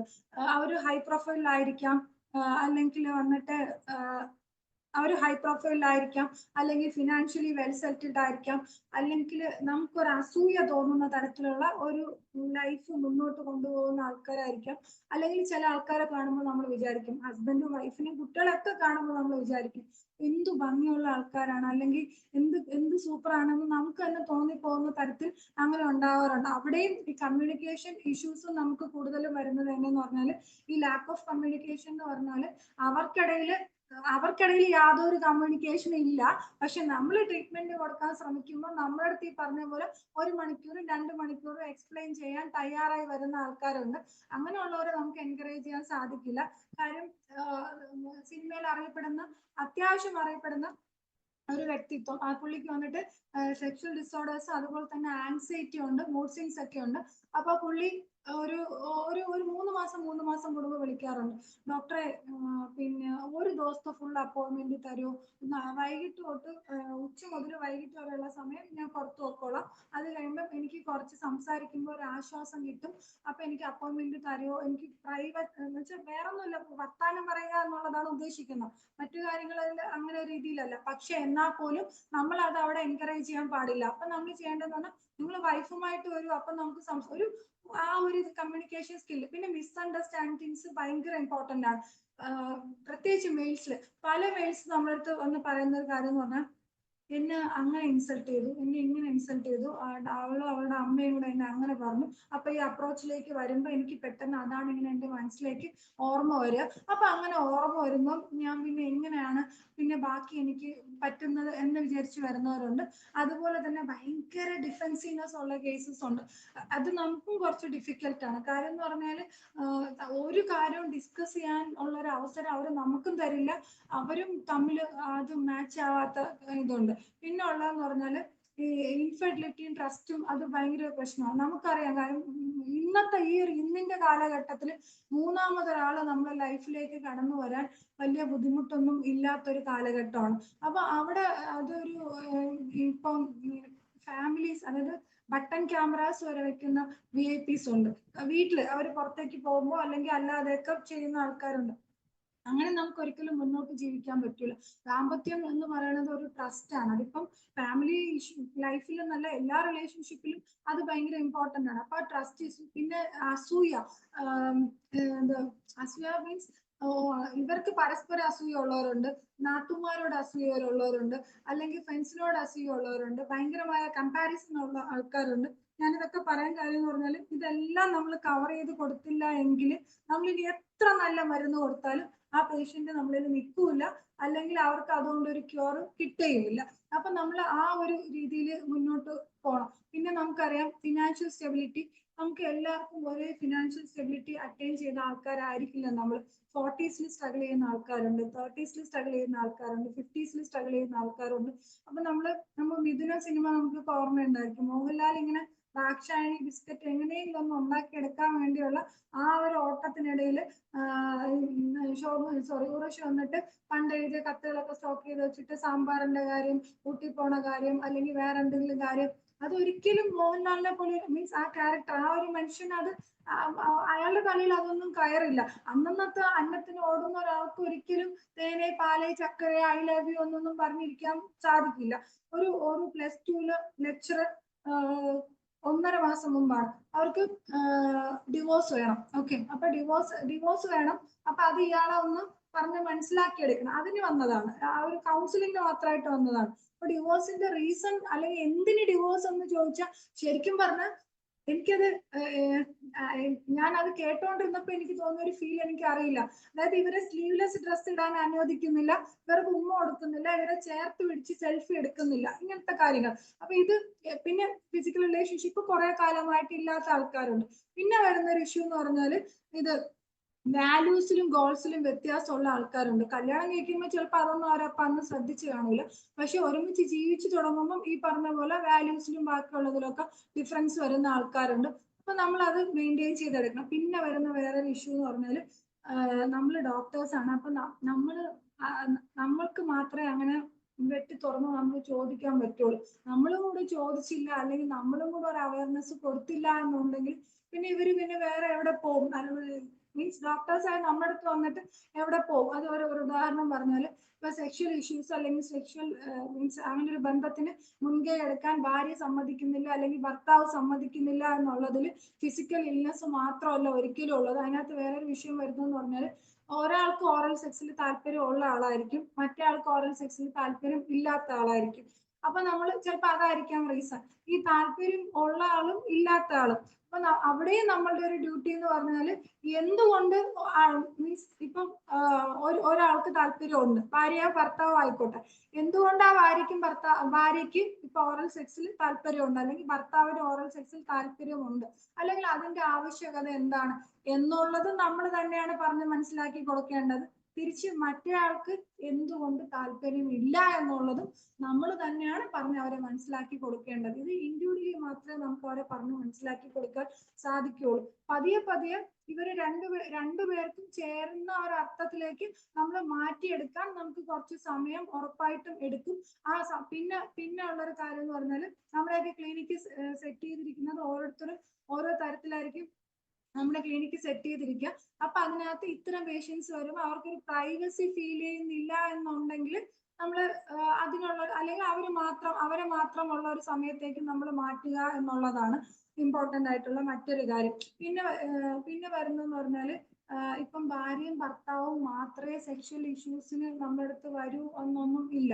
ഇപ്പം ഡിവോഴ്സ് ആയിട്ടുള്ള ആൾക്കാർ വരും, വിധവയായിട്ടുള്ള ആൾക്കാർ വരും, അല്ലെങ്കിൽ വിഭാര്യനായിട്ടുള്ള ആൾക്കാർ വരും. ഇപ്പൊ നമ്മൾ പറയുകയാണെങ്കിൽ വിധവയായിട്ട് വരുന്ന ആൾക്കാർക്ക് നമ്മൾ എപ്പിസ് കൊടുക്കാം, അല്ലെങ്കിൽ വിഭാര്യനും വിധവയും, അതായത് ഈ 2 കാറ്റഗറിയിൽ വന്നാൽ നമുക്ക് വേറെ ഒന്നും നമുക്ക് ഓർമ്മ വന്നില്ലെങ്കിലും നമുക്ക് കൊണിയും കൊടുക്കാൻ നമ്മൾ പറയാറുണ്ട്.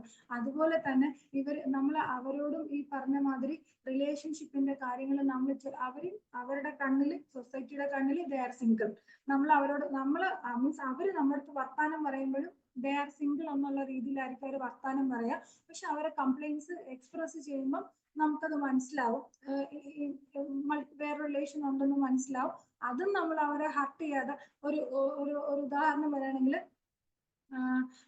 ആർത്രൾജി റൊമാറ്റിസിന് മരുന്ന് വാങ്ങുന്ന ഒരു അമ്മയുണ്ട്. ഹസ്ബൻഡ് മരിച്ചുപോയി, അതിനുശേഷം അവർ വീട്ടു ജോലിക്കൊക്കെയാണ് പോകുന്നത്. കാണാൻ അടുത്ത കാലത്തായിട്ട് അവർക്ക് ഒരുങ്ങാൻ ഭയങ്കരമായ താല്പര്യം. നമ്മൾക്ക് ഫേസ് വാഷ് ഉണ്ടോ, അല്ലെങ്കിൽ ക്രീം ഉണ്ടോ, അല്ലെങ്കിൽ ബോഡി ഓർഡർ ചേഞ്ച് ചെയ്യാൻ, അങ്ങനത്തെ ആവശ്യമായിട്ട് വരുമ്പോൾ നമ്മൾ സ്വയം അനലൈസ് ചെയ്യണം, വേറെ സംതിങ് ഇൻസൈഡ് ദാറ്റ്. അവര് തന്നെ പറയണം എന്നില്ല. നമ്മളത് അനലൈസ് ചെയ്യണം. there is something inside. അപ്പൊ നമ്മൾ പതിയെ പതിയെ വളരെ സോഫ്റ്റ് ആയിട്ട് അവരോട്, നിങ്ങൾക്ക് റിലേഷൻ ഉണ്ടോ എന്ന് ചോദിക്കുന്നതിനേക്കാളും നല്ലതാണ് അമ്മനെ കേൾക്കാൻ, അല്ലെങ്കിൽ നിങ്ങളെ കേൾക്കാൻ ആരെങ്കിലും ഉണ്ടോ, നിങ്ങൾ വർത്താനം പറയുമ്പോൾ നിങ്ങൾക്ക് ആരോടാണ് വർത്താനം പറയാൻ താല്പര്യം, അല്ലെങ്കിൽ ഒരു ഇഷ്ടം, സ്നേഹം, പ്രണയം, അങ്ങനെ നിങ്ങൾ എഴുതാറുണ്ടോ, അങ്ങനെയൊക്കെ നമ്മൾ ചെറിയ ചെറിയ ലിങ്ക് ഇട്ട് കൊടുക്കുമ്പോൾ തന്നെ ഉറപ്പായിട്ടും ആ ചൂണ്ടയിലേക്ക് അവർ കൊത്തിക്കോളും. അപ്പൊ തന്നെ അവർ ബാക്കി കഥ നമ്മളടുത്ത് ഒരു വിശ്വാസം ഉണ്ട് എങ്കിൽ തീർച്ചയായിട്ടും അവർ ബാക്കി കഥ നമ്മളടുത്ത് പറയാറുണ്ട്. പിന്നെ നമുക്ക് ഇത്തരം മേഖലയിൽ വരുന്ന വേറെ നമ്മൾ ശ്രദ്ധിക്കേണ്ട ഒരു പ്രധാനപ്പെട്ട കാര്യം എന്ന് പറഞ്ഞാൽ, ഈ സ്റ്റുഡൻസിന്റെ ഇടയിൽ വന്നിട്ട് നമുക്കറിയാം, നമ്മൾ കഴിഞ്ഞ ദിവസം പത്രം വായിച്ചാണ്, +1 വിദ്യാർത്ഥി, അതായത് പ്രഗ്നന്റ് ആയതും ക്ലാസ്മേറ്റ് ആണ് അതിന് റീസൺ എന്നൊക്കെ പറഞ്ഞ് നമ്മൾ വായിച്ചതാണ്. അതും നമ്മളുടെ ട്രീറ്റ്മെന്റിന്റെ ഭാഗമോ അല്ലെങ്കിൽ മോണിറ്ററി ബെനിഫിറ്റോ ഒന്നും അല്ല അവിടെ വരുന്നത്. നമ്മളുടെ ഒരു സോഷ്യൽ കൺസേൺ ആണ്. വി ഹാവ് ടു, നമ്മൾ അവർക്ക് പറഞ്ഞു കൊടുക്കുക എന്നുള്ളത്. നമ്മൾ സെക്ഷൽ എഡ്യൂക്കേഷൻ സ്കൂളിലുണ്ട് അല്ലെങ്കിൽ കോളേജിലുണ്ട്, അതിന്റെ ആവശ്യകതയുണ്ടോ എന്നുള്ള ഡിബേറ്റും ബാക്കി കാര്യങ്ങളും അങ്ങനെയൊന്നുമല്ല. ഒരു ഏജ് അപ്രോപ്രിയേറ്റ് ആയിട്ട് നമ്മൾ അത് പറയാൻ ശ്രമിക്കുക. ഇപ്പൊ എലിമെന്ററി സ്കൂൾ 6 to 10 years ഉള്ള ഒരു ഏജ് ആണെങ്കിൽ അവരുടെ ബൗണ്ടറിക്കകത്ത് വെച്ച് നമ്മൾ പറയുക. അത് ഇപ്പൊ നമ്മൾ അനാട്ടമി, ഫിസിയോളജി അവർക്ക് മനസ്സിലാവുന്ന രീതിയിൽ പറയാം. പ്യൂബർട്ടി, ഹൈജീനെ പറ്റി പറയാം. റിലേഷൻഷിപ്പിന്റെയും കൺസെന്റിന്റെയും കാര്യം പറയാം. അതുപോലെ തന്നെ ഇങ്ങനെ അസുഖങ്ങൾ എന്ന് പറയുന്നത് പനിയും ചുമയും ജലദോഷവും അല്ല, സെക്ഷലി ട്രാൻസ്മിറ്റഡ് അസുഖങ്ങളുണ്ട്, സെക്ഷൽ ഹെൽത്ത് ഇങ്ങനെയാണ്. ഏതൊരു മെയിലും ഫീമെയിലും തമ്മിൽ ഒരു ഇന്റർകോഴ്സ് ഉണ്ട് എങ്കിൽ അവർ പ്രഗ്നന്റ് ആവാനുള്ള സാധ്യത ഉണ്ട് എന്ന് നമ്മൾ അവരെ പറഞ്ഞു മനസ്സിലാക്കുക എന്നുള്ളതാണ്. പിന്നെ വരുന്നതെന്ന് പറഞ്ഞാല് നമ്മളടുത്ത് അമ്മമാര് വരാറുണ്ട്. അമ്മമാർ എങ്ങനെ വരുമെന്ന് പറഞ്ഞാല് കുട്ടികളോട് എങ്ങനെയാ ഇത് പറഞ്ഞു മനസ്സിലാക്കി, എന്റെ മോള് ചെറുതാണ്, അല്ലെങ്കിൽ എന്റെ മോള് പക്ഷെ നേരത്തെ പ്രായമായി, ശരീരമുണ്ട് ഡോക്ടറെ, അപ്പം ഇപ്പോഴത്തെ കാലത്ത് എങ്ങനെയാണ് നമ്മൾ വിശ്വസിച്ച് മുന്നോട്ട് പോവുക എന്നൊക്കെ പറഞ്ഞ് വരുന്ന ആൾക്കാരുണ്ട്. അവരോട് നമ്മൾ മാക്സിമം അവർക്കൊരു കംഫർട്ട് കൊടുക്കുക, ഒരു ഫോസ്റ്ററിങ് കൊടുക്കുക, നമ്മൾ എല്ലാ കാര്യങ്ങളും കൃത്യമായിട്ടും പറഞ്ഞ് മനസ്സിലാക്കി കൊടുക്കുക എന്നുള്ളതാണ്. പിന്നെ നമ്മുടെ പേഷ്യൻസിൽ ആരെങ്കിലും കല്യാണം കഴിക്കാൻ വേണ്ടി കല്യാണം ഫിക്സ് ചെയ്ത് കല്യാണം കഴിക്കുന്ന അല്ലെങ്കിൽ പെണ്ണ് കാണൽ കഴിഞ്ഞൊക്കെ ഇരിക്കുന്ന ആൾക്കാരുണ്ടല്ലോ, അവരോടൊപ്പം നമ്മൾ ചെയ്യേണ്ടതെന്ന് പറഞ്ഞാൽ ഒരു സെക്ഷൽ എഡ്യൂക്കേഷന്റെ ആവശ്യകത, അല്ലെങ്കിൽ ഇങ്ങനെയാണ് എന്നുള്ളത് നമ്മളൊന്ന് പറഞ്ഞ് മനസ്സിലാക്കി കൊടുക്കേണ്ട ഒരു ആവശ്യകത ഇതിനകത്തുണ്ട്. പിന്നെ നമുക്ക് ഇനി കുറച്ച് മെഡിസിൻസ് നോക്കിയിട്ട് തിരിച്ചു വരാം. ആ മെഡിസിൻസിലേക്ക് പോകുന്നതിന് മുമ്പേ തന്നെ സ്ഥിരമായിട്ട് എന്റെ കുറച്ച് കേസ് റെക്കോർഡ് ഇവിടെ വെച്ചിട്ടുണ്ട്. അതിനകത്ത് സ്ഥിരമായിട്ട് ചോദിക്കുന്ന 1-2 കാര്യങ്ങളോ അല്ലെങ്കിൽ അതിന്റെ ആ ഒരു ജനറലിയുള്ള അവയർനെസ് പറഞ്ഞിട്ട് നമുക്ക് പോവാം. എന്ന് വെച്ചാല് പിന്നെ 18 വയസ്സുള്ള ഒരു മോളാണ്. അപ്പൊ ഞാൻ സ്ഥിരമായിട്ട് ഇങ്ങനെ എന്താണ് ഉറക്കത്തില് സെക്സിനെ കുറിച്ചുള്ള സ്വപ്നങ്ങൾ കാണുന്നുണ്ട്. അപ്പൊ എനിക്ക് ഒരു ബോയ് ഫ്രണ്ട് ഉണ്ട്. അപ്പൊ അവനും ഈ പറഞ്ഞ മാതിരി ഉറക്കത്തിൽ ഇങ്ങനത്തെ സ്വപ്നങ്ങൾ കാണുന്നു. അവന് വന്നിട്ട് ഇറക്ഷൻ സംഭവിക്കുന്നുണ്ട്. അപ്പം ചില ദിവസങ്ങളിൽ ഇതൊന്നും ആലോചിച്ചില്ലെങ്കിലും അവൻ ഈ പ്രശ്നം ഉണ്ടെന്ന് അവൻ പറയുന്നുണ്ട്. അതിന്റെ വീട്ടിലൊന്നും പറയാൻ പറ്റൂല, നമ്മൾ ഇതുവരെ ആരുടെ പറഞ്ഞിട്ടുമില്ല. അപ്പം എങ്ങനെയാണ് നമ്മൾ ഇത് എന്ന് ചോദിച്ചു വരുന്ന കുട്ടികളുണ്ട്. നമ്മൾ മനസ്സിലാക്കേണ്ട കാര്യം, നമ്മളുടെ പ്രായത്തില് നമ്മൾ അവരുടെ പ്രായത്തിലായിരുന്നപ്പോൾ നമുക്ക് അറിയുന്നതിനേക്കാൾ കൂടുതൽ കാര്യങ്ങൾ ഇന്ന് കുട്ടികൾക്ക് അറിയുന്ന ഒരു കാലഘട്ടമാണ്. അപ്പൊ നമുക്ക് എന്തെങ്കിലും പറഞ്ഞു അങ്ങനെ ഒരു ഉഴപ്പി പോകാൻ പറ്റുന്ന ആ ഒരു പ്രാക്ടീസ് അങ്ങനെയല്ല. നമ്മൾ അവർക്ക് പറയേണ്ടതെന്ന് പറഞ്ഞാൽ ഈ കൗമാരത്തിൽ അല്ലെങ്കിൽ യൗവന ടൈമിലൊക്കെ ഇങ്ങനെ ഒരു സ്ഖലനം അതൊരു സ്വാഭാവികമായിട്ടുള്ള കാര്യമാണ്. അപ്പൊ അത് നമ്മൾ പർപ്പസ്ഫുള്ളി ചെയ്യുന്നതല്ല. അല്ലാതെ ഇപ്പം ഉറക്കത്തിന്റെ ആ ഒരു സമയത്ത് അല്ലെങ്കിൽ എന്തെങ്കിലും സ്വപ്നങ്ങളൊക്കെ കാണുന്ന സമയത്തും അങ്ങനെയൊക്കെ സംഭവിക്കാറുണ്ട്. അതൊരു വലിയ ആരോഗ്യ പ്രശ്നമൊന്നുമല്ല, അതിൽ നമ്മൾ പേടിക്കേണ്ട കാര്യമില്ല എന്നുള്ളത് നമ്മൾ ആ ഒരു അവയർനെസ് കൊടുക്കുക. അതുപോലെ തന്നെ പിന്നെ വരുന്നതെന്ന് പറഞ്ഞാൽ കല്യാണം കഴിഞ്ഞിട്ട് ഇത്ര മാസമായി, പക്ഷെ ആ ഒരു ബോണ്ടിങ് ഒരു 8 മാസമായി അല്ലെങ്കിൽ 1 വർഷമായി, ആ ഒരു ബോണ്ടിങ് പ്രോപ്പർ ആയില്ല, അല്ലെങ്കിൽ ഒരു എന്താ പറയാ ഒരു സംതൃപ്തമായിട്ടുള്ള ആ ഒരു ഫുൾ ലൈഫ് അറ്റൈൻ ചെയ്യാൻ പറ്റിയിട്ടില്ല. അത് ആരെ മിസ്റ്റേക്ക് ആണെന്ന് അറിഞ്ഞൂടാ, അല്ലെങ്കിൽ എനിക്കാണ് ഒരു ഇറക്ഷൻ സംഭവിക്കുന്നില്ല, അപ്പൊ അതുകൊണ്ട് ഇനിയിപ്പോ അവൾ എന്നെ പറ്റി എന്തെങ്കിലും വിചാരിക്കുമെന്ന് വെച്ച് ഞാൻ ദേഷ്യം കാണിക്കാറുണ്ട്, രാത്രി താമസിച്ചു വരാറുണ്ട്, അല്ലെങ്കിൽ ഞാൻ അവളെ അവിടെ വീട്ടിലാക്കാറുണ്ട്, അങ്ങനെയൊക്കെ പറഞ്ഞു വരുന്ന ആൾക്കാരുണ്ട്. അവിടെയും നമ്മൾ വ്യക്തമായി പറഞ്ഞു കൊടുക്കേണ്ട കാര്യം എന്ന് പറഞ്ഞാൽ, ഒരു ലൈംഗിക ബന്ധം അതിന്റെ ഒരു സംതൃപ്തി കിട്ടണം എന്നുണ്ടെങ്കിൽ ഒരാൾ മാത്രം വിചാരിച്ചാലും ഒരിക്കലും അങ്ങനെ സംഭവിക്കില്ല.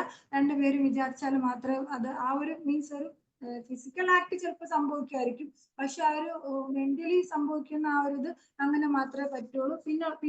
പിന്നെ മെയിൽസ് പറയുന്ന പറഞ്ഞാൽ അവർ മാസ്റ്റർബേറ്റ് ചെയ്യുമ്പോൾ അവർക്ക് പ്രശ്നമില്ല, അല്ലാത്തപ്പോൾ പ്രശ്നമാണ്. നമ്മൾ ഒരിക്കലും കല്യാണം കഴിഞ്ഞ ആൾക്കാരാണെങ്കിൽ പിന്നെ അവരോട് ഇറക്ടൈൽ ഡിസ്ഫങ്ഷനോ അത് അല്ലെങ്കിൽ പിന്നെ പി ഒക്കെ ഉള്ള കേസ് ആണെങ്കിൽ മാത്രം അതൊന്ന് ശരിയായി വരുന്നത് വരെ ഒരു എക്സസൈസ് എന്നുള്ള രീതിയിൽ നമുക്ക് വേണമെങ്കിൽ അത് അങ്ങനെ പറയാമെന്നുള്ളതല്ലാതെ മറ്റത് നമുക്ക് ഒരിക്കലും അങ്ങനെ നമുക്ക് പറയാൻ പറ്റൂല.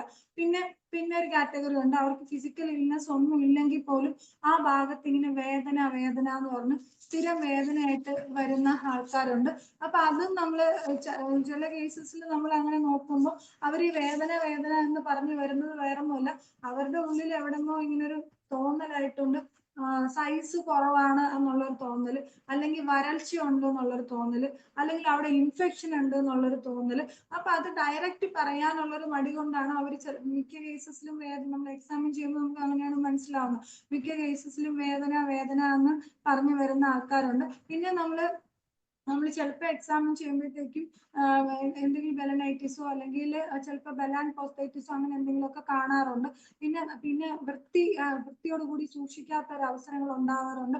അപ്പൊ നമ്മൾ സെൽഫ് ആണെങ്കിലും അല്ല കോഴ്സിന്റെ സമയത്താണെങ്കിലും അല്ല അത് കഴിഞ്ഞിട്ടാണെങ്കിലും ഉള്ള ആ ഒരു ഇമ്പോർട്ടൻസ് ഓഫ് ഹൈജീൻ നമ്മൾ വളരെ കൃത്യമായിട്ട് പറഞ്ഞു മനസ്സിലാക്കി കൊടുക്കുക. പിന്നെ വരുന്നതെന്ന് പറഞ്ഞാല് എന്താണ്, ഉറക്കമില്ലായ്മ അല്ലെങ്കിൽ മാസ്റ്റർബേഷൻ കൊണ്ട് ഭയങ്കരമായിട്ടുള്ള ബുദ്ധിമുട്ട്, അല്ലെങ്കിൽ എങ്ങനെയെങ്കിലും ആ മുറിയിലുള്ള ആൾക്കാരെയൊക്കെ ഒഴിവാക്കിയിട്ട് അങ്ങനെ ചെയ്യാനുള്ള ഒരു ടെൻഡൻസിയിൽ വരുന്ന ആൾക്കാരുണ്ട്. പിന്നെ ഒരാഴ്ചയിൽ 2-3 തവണ റിലേഷൻഷിപ്പ് ഉണ്ട്, പക്ഷെ എന്നാൽ അവർക്ക് തൃപ്തി. നമുക്കറിയാം, കടലും കരയും പോലെയാണ് ഒരു ഹസ്ബൻഡ് വൈഫ് അല്ലെങ്കിൽ ഒരു ആണും പെണ്ണും എന്ന് പറയുന്നത്. ഒരാൾക്ക് എത്ര മൾട്ടിപ്പിൾ ഓർഗാസം സംഭവിക്കും, മറ്റൊരാൾക്ക് പക്ഷെ ഈ ഒരു ആക്ട് കഴിഞ്ഞാൽ മാത്രമേ ആ ഒരു സാറ്റിസ്ഫാക്ഷൻ കിട്ടുള്ളൂ എന്നുള്ളത് നമുക്കറിയാം. അപ്പൊ ഇങ്ങനത്തെ കുറെ കാര്യങ്ങൾ ഉണ്ട്. അപ്പൊ നമ്മള് ജനറലി പിന്നെ ആൻസൈറ്റി വരുന്ന കേസസ് ഉണ്ട്, അതായത് ചെയ്യാൻ പറ്റൂ എന്നുള്ള ആൻസൈറ്റിയോടുകൂടി അത് ചെയ്യാൻ പറ്റാതെ വരുന്ന കേസസും ബാക്കി കാര്യങ്ങളൊക്കെ ഉണ്ട്. അപ്പൊ നമ്മൾ ജനറലി ഒന്ന് പറയുകയാണെങ്കിൽ നമ്മളൊരു ഇമ്പോർട്ടൻസ് മെയിൽ സെക്ച്വൽ ഹെൽത്തിൽ പ്രൈമായിട്ട് ആദ്യം ഇമ്പോർട്ടൻസ് പറയുമ്പോൾ നമുക്ക് വേറെ മെഡിസിൻസ് ഒന്നും പെട്ടെന്ന് നമുക്ക് അങ്ങനെ കൊടുക്കാൻ അല്ലെങ്കിൽ നമുക്കൊരു സ്റ്റിമുലിമം അല്ലെങ്കിൽ അങ്ങനെ ഒന്നും കിട്ടിയില്ലെങ്കിലും നമുക്ക് ധൈര്യമായിട്ട് നമുക്ക് ഏഗ്നസ് കാസ്റ്റസും കലേഡിയവും സെലനിയവും നമുക്ക് കൊടുക്കാവുന്നതാണ്. ഇതിൽ നമ്മളുടെ ആ ഒരു യുക്തി അനുസരിച്ച് ഇതിൽ ഏതെങ്കിലും ഒരെണ്ണോ അല്ലെങ്കിൽ നമുക്ക് ഇത് കമ്പൈൻ ചെയ്തിട്ടോ കൊടുക്കാം, TDSO BDO ആയിട്ട് നമുക്ക് കൊടുക്കാവുന്നതാണ്. സാധാരണഗതിയിൽ ഒരു ഇനിഷ്യൽ ഡോസേജ് എന്നുള്ള രീതിയിൽ നല്ല റിസൾട്ട് തന്നെയാണ് കിട്ടുന്നത്. അതുപോലെ തന്നെയാണ് ഇപ്പം ഇറക്ടൈൽ ഡിസ്ഫങ്ഷൻ ആണ് വരുന്നതെങ്കിൽ ഞാൻ പ്രൈമറി കൊടുക്കുന്ന കാര്യമാണ് പറയുന്നത്. അതും എൻ്റെ ഒരു പരിമിതമായ എക്സ്പീരിയൻസിൽ അല്ലെങ്കിൽ എനിക്ക് റിസൾട്ട് കിട്ടിയിട്ടുള്ള ആ ഒരു ഇതിലാണ് പറയുന്നത്. അതുപോലെ തന്നെ ED കേസസ് വരുമ്പോഴും ഈ പറഞ്ഞ മാതിരി നമുക്ക് പ്രൈമറി ആയിട്ട് നമുക്ക് ലൈക്കോപോഡിയത്തിൽ തന്നെ ധൈര്യമായിട്ട് നമുക്ക് സ്റ്റാർട്ട് ചെയ്യാം. അതുപോലെ തന്നെ നമുക്ക് അർജന്റ് നൈട്രിക്കം കൊടുക്കാം, ഡാമിയാന ടിഞ്ചറും നമുക്ക് കൊടുക്കാം. അപ്പൊ ഈ ടിഞ്ചർ നമ്മൾ കൊടുക്കുമ്പോൾ അളവ് കുറച്ച് കൊടുക്കുക. നമ്മൾ തുടക്കത്തിൽ കൊടുക്കുമ്പോൾ എത്രത്തോളം അളവ് നമുക്ക് കുറച്ച് കൊടുക്കാൻ പറ്റുമോ അത്രത്തോളം അളവ് കുറച്ച് കൊടുക്കുന്നതാണ് നല്ലത്. അപ്പൊ ഈ മരുന്ന് കൊടുക്കുമ്പോൾ ഉള്ള ഒരു നമ്മൾ പ്രത്യേകം ഓർമ്മിപ്പിക്കേണ്ട ഒരു കാര്യം എന്ന് പറഞ്ഞാൽ ഈ ആയുർവേദ മെഡിസിൻസ് ഉണ്ടല്ലോ, ഇപ്പൊ മരുന്നല്ലെങ്കിൽ പോലും ഇപ്പൊ ഒരു എക്സാമ്പിൾ പറഞ്ഞാല് ഞെരിഞ്ഞില് നമ്മളെ ട്രിബുലസ് ആണ് ഞെരിഞ്ഞില്. അപ്പൊ ഈ ഞെരിഞ്ഞില് ഇങ്ങനെ സ്ഥിരമായിട്ട് വെള്ളം ഇട്ട് കുടിക്കുന്ന ആൾക്കാരുണ്ട്, ഒരു ഉദാഹരണമാണ്. അല്ലെങ്കിൽ മല്ലി വെള്ളം അങ്ങനെയൊക്കെ ഇട്ട് കുടിക്കുന്ന ആൾക്കാരുണ്ട്. അപ്പം ഇത് ആക്ച്വലി അത് മെഡിസിൻ ആണ്. അപ്പൊ ആ മെഡിസിനൽ പ്രോപ്പർട്ടി ഇപ്പം അശ്വഗന്ധ അല്ലെങ്കിൽ അസസാന്തിൻ, മാക്കാ റൂട്ട്സ് എന്നൊക്കെ പറഞ്ഞിട്ട് ഈ ഫെർട്ടൈൽ ഡയറ്റ്സ് അല്ലെങ്കിൽ ഫെർട്ടൈൽ സപ്ലിമെന്റ്സ് എന്ന് പറഞ്ഞിട്ട് ഒരുപാട് പ്രോഡക്ട്സ് ഉണ്ട് മാർക്കറ്റിൽ. നമ്മുടെ ആൾക്കാരൊക്കെ ധാരണ അതിൽ ആയുർവേദം എന്ന് എഴുതി വെച്ചാൽ മാത്രം മതി, അത് സേഫ് ആണ്, അതുകൊണ്ട് നമുക്ക് പറ്റും. ആയുർവേദം ഞാൻ നേരത്തെ പറഞ്ഞ മാതിരി എല്ലാ സിസ്റ്റത്തിനും അതിൻ്റെതായിട്ടുള്ള പ്രോസ് ആൻഡ് കോൺസ് ഉണ്ട്, വിത്ത് ഡ്യൂ റെസ്പെക്ട്. അപ്പൊ അതാണെങ്കിൽ പോലും അളവിൽ കൂടുതൽ നമ്മുടെ ബോഡിയിൽ അശ്വഗന്ധ വന്നാൽ നമുക്കത് ബുദ്ധിമുട്ടാണ്. അത് നമുക്ക് പുറത്തിനേക്കാൾ കൂടുതൽ ദോഷമാണ് നമുക്ക് ഉണ്ടാക്കുക. അപ്പൊ അത് അതിന്റെ ഒരു പ്രോപ്പർ അവയർനെസ് നമ്മൾ കൊടുക്കണം. പിന്നെ ഇത്തരം ആൾക്കാർ വരുമ്പോൾ കേൾക്കുമ്പോൾ നിങ്ങൾക്ക് എങ്ങനെ തോന്നുന്നു എനിക്കറിയില്ല, പക്ഷെ എന്റെയും എനിക്കറിയുന്ന പല ആൾക്കാരുടെ എക്സ്പീരിയൻസിൽ പ്രൂവൺ ആയിട്ടുള്ള കാര്യമാണ് മണ്ണിൽ ചവിട്ടി, അതായത് നമ്മുടെ മണ്ണിലും പുല്ലിലും ചവിട്ടി നിന്ന് തന്നെ അതൊരു എക്സസൈസ് പോലെ തന്നെ നമ്മൾ അവരോട് പറയണം. അവരുടെ ബോഡി കൂൾ ആവുക എന്നുള്ളത് വളരെ ഇമ്പോർട്ടന്റ് ആയിട്ടുള്ള ഒരു കാര്യമാണ്. അപ്പൊ അവരോട് എന്തെങ്കിലും ഒരു കൃഷിയോ ഗാർഡനിങ്ങോ എന്തെങ്കിലും ചെയ്യാൻ പറയാം. ആ ചെയ്യാൻ പറയുന്നതിന്റെ ഒരു ഇതെന്ന് പറഞ്ഞാൽ നമ്മൾ നാച്ചുറുമായിട്ട് ഒരു ബന്ധം വരിക എന്നുള്ള രീതിയിലാണ് അത് പറയുന്നത്. അത് ഇമ്പോർട്ടന്റ് ആയിട്ടുള്ള കാര്യമാണ്. പിന്നെ നല്ല തണുത്ത വെള്ളത്തിൽ കുളിക്കുക എന്നുള്ളത്. ഇപ്പം ആറോ കുളോ അങ്ങനെയൊക്കെ നാച്ചുറലി ബ്ലെസ്ഡ് ആയിട്ടുള്ള പ്ലേസസിലുള്ള ആൾക്കാരാണെങ്കിൽ അവർക്കത് അങ്ങനെ തന്നെ എടുക്കാവുന്നതാണ്. അപ്പൊ നമ്മൾ മണ്ണിൽ ചവിട്ടി പണിയെടുക്കുക എന്ന് പറഞ്ഞാൽ നമ്മളെ പ്രവാസി സുഹൃത്തുക്കളെ മിക്കപ്പോഴും പറയുന്ന കാര്യമാണ്, ഡോക്ടറെ നമ്മൾ 24 മണിക്കൂർ ഇവിടെ, അത് മണലാരണ്യത്തിലെ മണ്ണിന്റെ കാര്യമല്ല നമ്മൾ പറഞ്ഞത്. നമ്മൾ ഓരോരോ ജീവിതം മീൻസ് ഓരോരോ സാഹചര്യം അനുസരിച്ചാണ് നമ്മൾ അവർക്ക് ബാക്കി കാര്യങ്ങൾ പറഞ്ഞു കൊടുക്കേണ്ടത്. പിന്നെ ഉള്ളതെന്ന് പറഞ്ഞാൽ ലോ ലിബിഡോ തീരെ കുറഞ്ഞ ആൾക്കാർ വരുമല്ലോ, അവർക്ക് നമ്മൾ കൊടുക്കാൻ പറ്റുന്നത് പ്രൈമറി എന്ന് പറഞ്ഞാൽ ഡാമിയാനെ നമുക്ക് കൊടുക്കാൻ പറ്റും, യോഹിംബിനും കൊടുക്കാൻ പറ്റും, സെയിം തന്നെ ഏഗ്നസ് കാസ്റ്റസ് കൊടുക്കാൻ പറ്റും. അവിടെ നമ്മൾ സാധാരണ ചെയ്യുന്നതെന്ന് പറഞ്ഞാൽ ഡാമിയാനെയും യോഹിംബിനും ടിഞ്ചർ കൊടുക്കാറുണ്ട്. മറ്റേത് നമ്മൾ പൊട്ടൻസി 30-200 1 അപ്പോഴത്തെ ആ ഒരു സാഹചര്യം അനുസരിച്ചിട്ടാണ് അത് അങ്ങനെ കൊടുക്കുക. ഇനി ഫീമെയിൽസ് വരാറുണ്ട്. ഫീമെയിൽസിനും ഈ പറഞ്ഞ മാതിരി ലോ ലിബിഡോ പറഞ്ഞു വരുന്ന ഫീമെയിൽസ് ഉണ്ട്. അവർക്ക് നമ്മൾ കൊടുക്കുമ്പോൾ ഡാമിയാന പ്ലസ് അവർക്ക് മോസ്റ്റ്ലി കേസസിൽ സെപ്പി ഒരു ഡോസ് കൊടുക്കാറുണ്ട്. അതുപോലെ തന്നെ ഓവേറിയൻ ടിഷ്യൂ എന്ന് വരുന്ന ഓവേറിയം കൊടുക്കാറുണ്ട്. അതും വീക്ക്ലി വൺസ് ഒരു ഡോസ് ഒക്കെയാണ് സാധാരണ കൊടുക്കാറുള്ളത്. പിന്നെ വജൈനിസ്മസ് ആയിട്ട് വരുന്ന കേസസ് ഉണ്ട്. അത് വജൈനിസ്മസ് കേസ് എനിക്ക് വന്നിട്ടുള്ള കേസസിൽ ഒരു 60% ആൾക്കാർക്കും സെപ്പിയ കൊടുക്കുമ്പോൾ തന്നെ അത് സെപ്പിയ 10 ഡോസ് ഒക്കെ കൊടുക്കുമ്പോൾ അതിനകത്തൊരു ആക്ഷൻ കാണുന്നുണ്ട്. പിന്നെ അത് എല്ലാ കേസസിലും അങ്ങനെ എനിക്ക് വർക്ക് ആവുമോ, സെപ്പിയ നല്ല റിസൾട്ടാണ് നമുക്ക് കിട്ടുന്നത്. പിന്നെ ചില കേസസിൽ വെല്ലോണയും പൾസാറ്റിയും കൊടുക്കാറുണ്ട്, അതിനും ആക്ഷൻ നമുക്ക് കിട്ടാറുണ്ട്. പിന്നെ വരുന്നത് പെയിൻഫുൾ ഇന്റർകോഴ്സ് ഡിസ്പെറനിയ വരുന്ന ആൾക്കാരുണ്ട്. അപ്പൊ അവിടെ ഡ്രൈനെസ് നമ്മളൊന്ന് ഉറപ്പിക്കണം, നമ്മളത് ചോദിച്ചു മനസ്സിലാക്കണം അവിടെ ഡ്രൈനെസ് ഉണ്ടോ എന്നുള്ളത് ചോദിച്ചു. പിന്നെ അവിടെയൊക്കെ എണ്ണ ഒഴിക്കുന്ന ആൾക്കാരുണ്ട്. പിന്നെ നമ്മൾ ഇതൊക്കെ കേസ് ടേക്കിംഗ് ചോദിക്കുമ്പോൾ കിട്ടുന്നതാണ്. നമുക്ക് കേൾക്കുമ്പം അറപ്പുണ്ടാക്കോ ഇല്ല എന്നുള്ളത് ഇവിടുത്തെ ഒരു വിഷയം അല്ല. അതായത് എണ്ണ അവിടെ ഉപയോഗിക്കുന്ന ആൾക്കാരുണ്ട്, സലീവ ഉപയോഗിക്കുന്ന ആൾക്കാരുണ്ട്, അല്ലെങ്കിൽ ലൂബ്രിക്കേഷന് വേറെ എന്തെങ്കിലും വഴികൾ സ്വീകരിക്കുന്ന ആൾക്കാരുണ്ട്. ഇടയ്ക്ക് എനിക്കൊരു പേഷ്യന്റിനെ കിട്ടിയിരുന്നു. അവര് എപ്പോഴോ ഹോമിയോപ്പതി ട്രീറ്റ്മെന്റ് എടുത്ത സമയത്ത് അവരെന്നെ കാണിച്ചത് ഹമാമെലിസ് ടിഞ്ചർ ആണ് കാണിച്ചത്. ആ ഹമാമെലിസ് ടിഞ്ചർ എണ്ണയിൽ ഡൈലൂട്ട് ചെയ്തിട്ട് ആ ഒരു ഏരിയയിൽ 1-2 തുള്ളി ഇങ്ങനെ ഒരു റിലേഷൻഷിപ്പിന് മുമ്പേ അപ്ലൈ ചെയ്യാൻ എന്ന് പറഞ്ഞ് കൊടുത്തിരുന്നു എന്ന് പറഞ്ഞാണ് എന്നെ കാണിച്ചത്. അപ്പൊ അന്ന് എനിക്ക് അത് മനസ്സിലായില്ലായിരുന്നു. പക്ഷെ ഈ ഒരു ഫീൽഡിൽ അല്ലെങ്കിൽ കേസസ് ഉണ്ട്, അല്ലെങ്കിൽ കുറച്ചും കൂടെ അറിയണം പഠിക്കണം എന്നുള്ള ഒരു താല്പര്യത്തിൽ നമ്മൾ മുന്നോട്ട് പോകുമ്പോൾ അതിൽ അങ്ങനെ അവിടുത്തെ ആ ഒരു ടൈറ്റ്നെസ് കിട്ടാൻ വേണ്ടി നമുക്ക് ഇന്റേണലിയും എക്സ്റ്റേണലിയും അപ്ലൈ ചെയ്യാം എന്നുള്ളത് ഹോമിയോ മരുന്നിന്റെ ഒരു ആസ്വാദനം ആ ബുക്കിലാണെന്നാണ് എൻ്റെ ഒരു ഓർമ്മ. ഞാൻ വായിച്ചതായിട്ടുള്ളത് അതിലാണെന്നാണ് എൻ്റെ ഒരു ഓർമ്മ. നമ്മൾ വായിച്ചു നോക്കുമ്പോൾ നമുക്ക് മനസ്സിലാവും. അപ്പൊ അതിനകത്ത് അങ്ങനെ ആണെന്നാണ്, അല്ലെങ്കിൽ അടുത്തൊരു ക്ലാസ്സിൽ നമുക്കത് പറയാം. ഇതിപ്പോ പറഞ്ഞു വന്നപ്പോ ഞാനത് ഓർത്തതുകൊണ്ട് പറഞ്ഞതാണ്. പിന്നെന്ന് പറഞ്ഞാല് പലേഡിയം നമുക്ക് നല്ലൊരു റിസൾട്ട് പ്രൊവൈഡ് ചെയ്യുന്ന ഒരു മെഡിസിൻ ആണ്. പലേഡിയം വന്നിട്ട് നമുക്ക് അതായത് ഈ കുറെ ആസ്പെക്ട് നമുക്കത് കവർ ചെയ്ത് പോകും. ഇപ്പൊ ലോ ലിബിഡോ ആണെങ്കിലും നമുക്കത് കവർ ചെയ്ത് പോകും, ഇറക്ടൈൽ ഡിസ്ഫങ്ഷൻ ആണെങ്കിലും നമുക്കത് കവർ ചെയ്യാം, PE ആണെങ്കിലും കവർ ചെയ്യാം, വജൈനിസ്മസ് ആണെങ്കിലും എടുക്കാം, സെക്ഷൽ ആങ്സൈറ്റിക്ക് നമുക്ക് എടുക്കാം. പിന്നെ ഈ ആങ്സൈറ്റി കൊണ്ട് ഒരു പെർഫോമൻസ് നെർവസ്നെസ് കൊണ്ട് ആ ആക്ട് കംപ്ലീറ്റ് ചെയ്യാൻ പറ്റാത്ത സാഹചര്യത്തിൽ നമുക്ക് എടുക്കാം. എന്തെങ്കിലും ഹോർമോണൽ ഇംബാലൻസസ് വരികയാണെങ്കിലും പലേഡിയം നമുക്ക് നല്ല റിസൾട്ടാണ് തരുന്നത്. അതും സിംഗിൾ ഡോസ് ഒക്കെ ഈ കേസസിലൊക്കെ സിംഗിൾ ഡോസസ് തന്നെ മതിയാവും. പിന്നെ ടിഞ്ചേഴ്സ് ആണ് നമ്മൾ പിന്നെ അങ്ങ് റിപ്പീറ്റ് ചെയ്യുന്നത്. പിന്നെ വരുന്നത് പറഞ്ഞാൽ മെനോപാസൽ സ്റ്റേജ് അല്ലെങ്കിൽ പെരിമെനോപാസൽ സ്റ്റേജ് ഒക്കെ എത്തുമ്പോൾ ഇവരുടെ ആ ഒരു ഹോർമോണൽ ഇംബാലൻസസ് കൊണ്ട്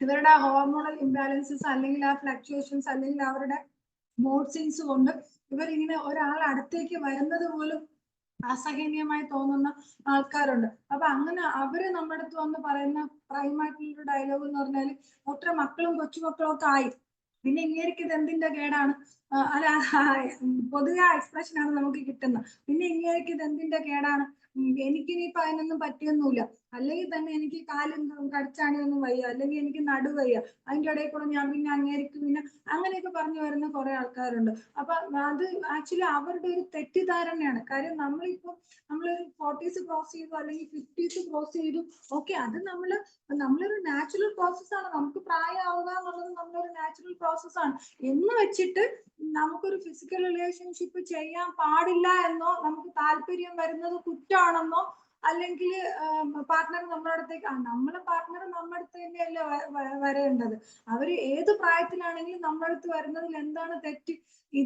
അതായത് നമുക്ക് താല്പര്യമില്ല, ഇതേ നമ്മൾ തന്നെ അവര് വേറെ ആരടുത്തെങ്കിലും പോവാണെങ്കിൽ അപ്പോഴും നമ്മൾ കംപ്ലൈന്റ് പറയും, അങ്ങോട്ട് പോയി ഇങ്ങോട്ട് പോയി എന്നുള്ള ആ ഒരു കംപ്ലൈന്റ് വരും. അപ്പം നമുക്ക് മെനോപാസൽ സിംറ്റംസ് കവർ ചെയ്ത് വരുന്ന കേസസിലും നമുക്ക് ലാക്ടോസിസ് നല്ല ഹെൽപ്ഫുൾ ആണ്, അതുപോലെ തന്നെ സെപ്പിയ ഹെൽപ്ഫുൾ ആണ്, പിന്നെ ഒവേറിയൻ നല്ല ഹെൽപ്ഫുൾ ആണ്. പിന്നെ നമുക്ക് സെക്ഷൽ ആൻസൈറ്റി വരുന്ന കേസസിൽ കണ്ണടച്ച് നമുക്ക് പാസിഫ്ലോറ ടിങ്ചർ കൊടുക്കാം. ആ പാസിഫ്ലോറ ടിങ്ചറിന് അതനുസരിച്ചുള്ള ആക്ഷൻ കൃത്യമായിട്ടും ഉണ്ട്. പാസിഫ്ലോറ കൊടുക്കുന്നതിനോടൊപ്പം തന്നെ നമുക്ക് ഈ ആൻസൈറ്റി ഉള്ളതുകൊണ്ട് നമ്മൾ സ്ഥിരം ആൻസൈറ്റിക്ക് കൊടുക്കുന്ന അർജന്റൻ നൈട്രിക്കും ജെൽസീനിയും നമുക്ക് ഇതിനകത്ത് കൊടുക്കാൻ പറ്റും. അതിനും ആക്ഷൻ നമുക്ക് കാണാറുണ്ട്. പിന്നെ ഈ അങ്ങനത്തെ കേസസ് കുറവാണെങ്കിലും സെക്ഷൽ എക്സോഷൻ വരുന്ന കേസസ് ഉണ്ട്.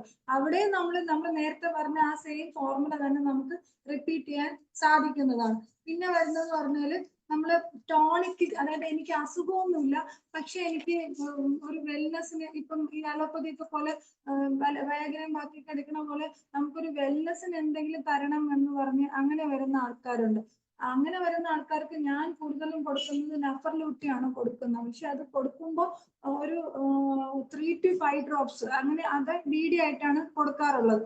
അപ്പൊ അത് ഞാൻ അവരോട് ഒന്നുകിൽ 1/2 ഗ്ലാസ് വെള്ളത്തിൽ എടുക്കാൻ പറയും. അങ്ങനെ അല്ലാന്നുണ്ടെങ്കിൽ ഒരു ബോട്ടിൽ, നിങ്ങൾ ഓഫീസിൽ പോകുന്ന സമയത്ത് ആ ഒരു ബോട്ടിൽ വെള്ളത്തിലേക്ക് ഈ 3 to 5 ഡ്രോപ്സ് ആ ബോട്ടിൽ ഒഴിക്കാൻ പറയും. എന്നിട്ട് ദാഹം അനുസരിച്ച് അത് സിപ്പ് ചെയ്തെടുക്കാനാണ് പറയാറുള്ളത്. ഒരു പ്രാവശ്യം നമ്മൾ നഫർലൂട്ടിയം കൊടുത്തു കഴിഞ്ഞ് 15 ഡേയ്സ് അല്ലെങ്കിൽ 2 വീക്സോ 3 വീക്സോ കഴിഞ്ഞിട്ട് ആ പേഷ്യന്റ് നമ്മൾക്ക് റെപ്പറ്റീഷൻ വരുമല്ലോ. ആ റെപ്പറ്റീഷൻ വരുന്ന സമയത്ത് ഞാൻ പിന്നെ കൊടുക്കുന്നത് അവേന സെറ്റേവയാണ് കൊടുക്കുന്നത്. അവേന സെറ്റേവ നമ്മൾ കൊടുക്കുമ്പോൾ നമ്മൾ പിന്നെ ആ 3 to 5 എന്നുള്ളത് 10 ഡ്രോപ്സിലേക്ക് മാറാറുണ്ട്. അപ്പൊ ആ 10 ഡ്രോപ്സ് ആണ് നമ്മൾ പിന്നെ BD ആയിട്ടോ TDS ആയിട്ടോ ആ സെയിം വാട്ടർ ബോട്ടിൽ എടുക്കാനാണ് പറയാറ്. അല്ലാതെ നമ്മൾ ഇൻഡിവിജ്വലി എടുക്കാൻ പറയാറില്ല. ദാഹം അനുസരിച്ച് അത് കുടിക്കാനാണ് നമ്മൾ പറയുന്നത്. പിന്നെ നമ്മൾ ഇപ്പൊ നേരത്തെ പറഞ്ഞ മാതിരി ഇപ്പൊ ഒരു ലൈംഗിക ബലഹീനത എന്ന് പറഞ്ഞാൽ അത് എന്ത് റീസൺ കൊണ്ടായിക്കോട്ടെ, ലൈംഗിക ബലഹീനത എന്ന് പറഞ്ഞ ഒരാൾ നമ്മൾ വരുമ്പോൾ നമുക്ക് ഡാമിയാന കൊടുക്കാൻ പറ്റും.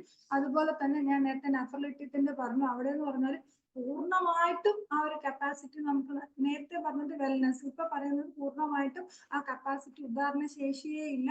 പക്ഷെ എന്നാൽ നമുക്കൊരു ലൈംഗിക ആസക്തി ഉണ്ട്, നമുക്കത് വേണം എന്നുണ്ട്.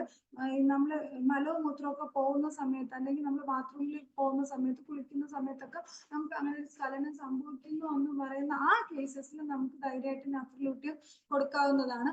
പിന്നെ ഉള്ളതെന്ന് പറഞ്ഞാല് ഈ ഉറക്കം, ഇവരുടെയൊക്കെ ഉറക്കം പ്രോപ്പറാണോ, അല്ലെങ്കിൽ ഇവരെന്തെങ്കിലും ഫിസിക്കൽ ആക്ടിവിറ്റി ചെയ്യുന്നുണ്ടോ എന്നുള്ളത് നമ്മൾ ഉറപ്പ് വരുത്തേണ്ടത് അത്യാവശ്യമാണ്. പിന്നെ ഫെർട്ടിലിറ്റി ഡയറ്റ് അല്ലെങ്കിൽ സെക്ഷൽ വെൽനെസ് ഡയറ്റ്, അതും നമ്മൾ കൃത്യമായിട്ട് ഈ ഡയറ്റ് നമ്മൾ പ്രൊവൈഡ് ചെയ്യുമ്പോൾ നമുക്ക് കോമൺ ആയിട്ട് അത് കഴിക്കും ഇത് കഴിക്കും നമുക്ക് പറയാൻ പറ്റില്ല. കാര്യം എന്ന് പറഞ്ഞാൽ അവർക്ക് ഹോർമോൺ മോർബിഡാലിറ്റീസ് ഉണ്ടായിരിക്കാം, അവർക്ക് ലൈഫ് സ്റ്റൈൽ ഡിസോർഡേഴ്സ് ഉണ്ടായിരിക്കാം.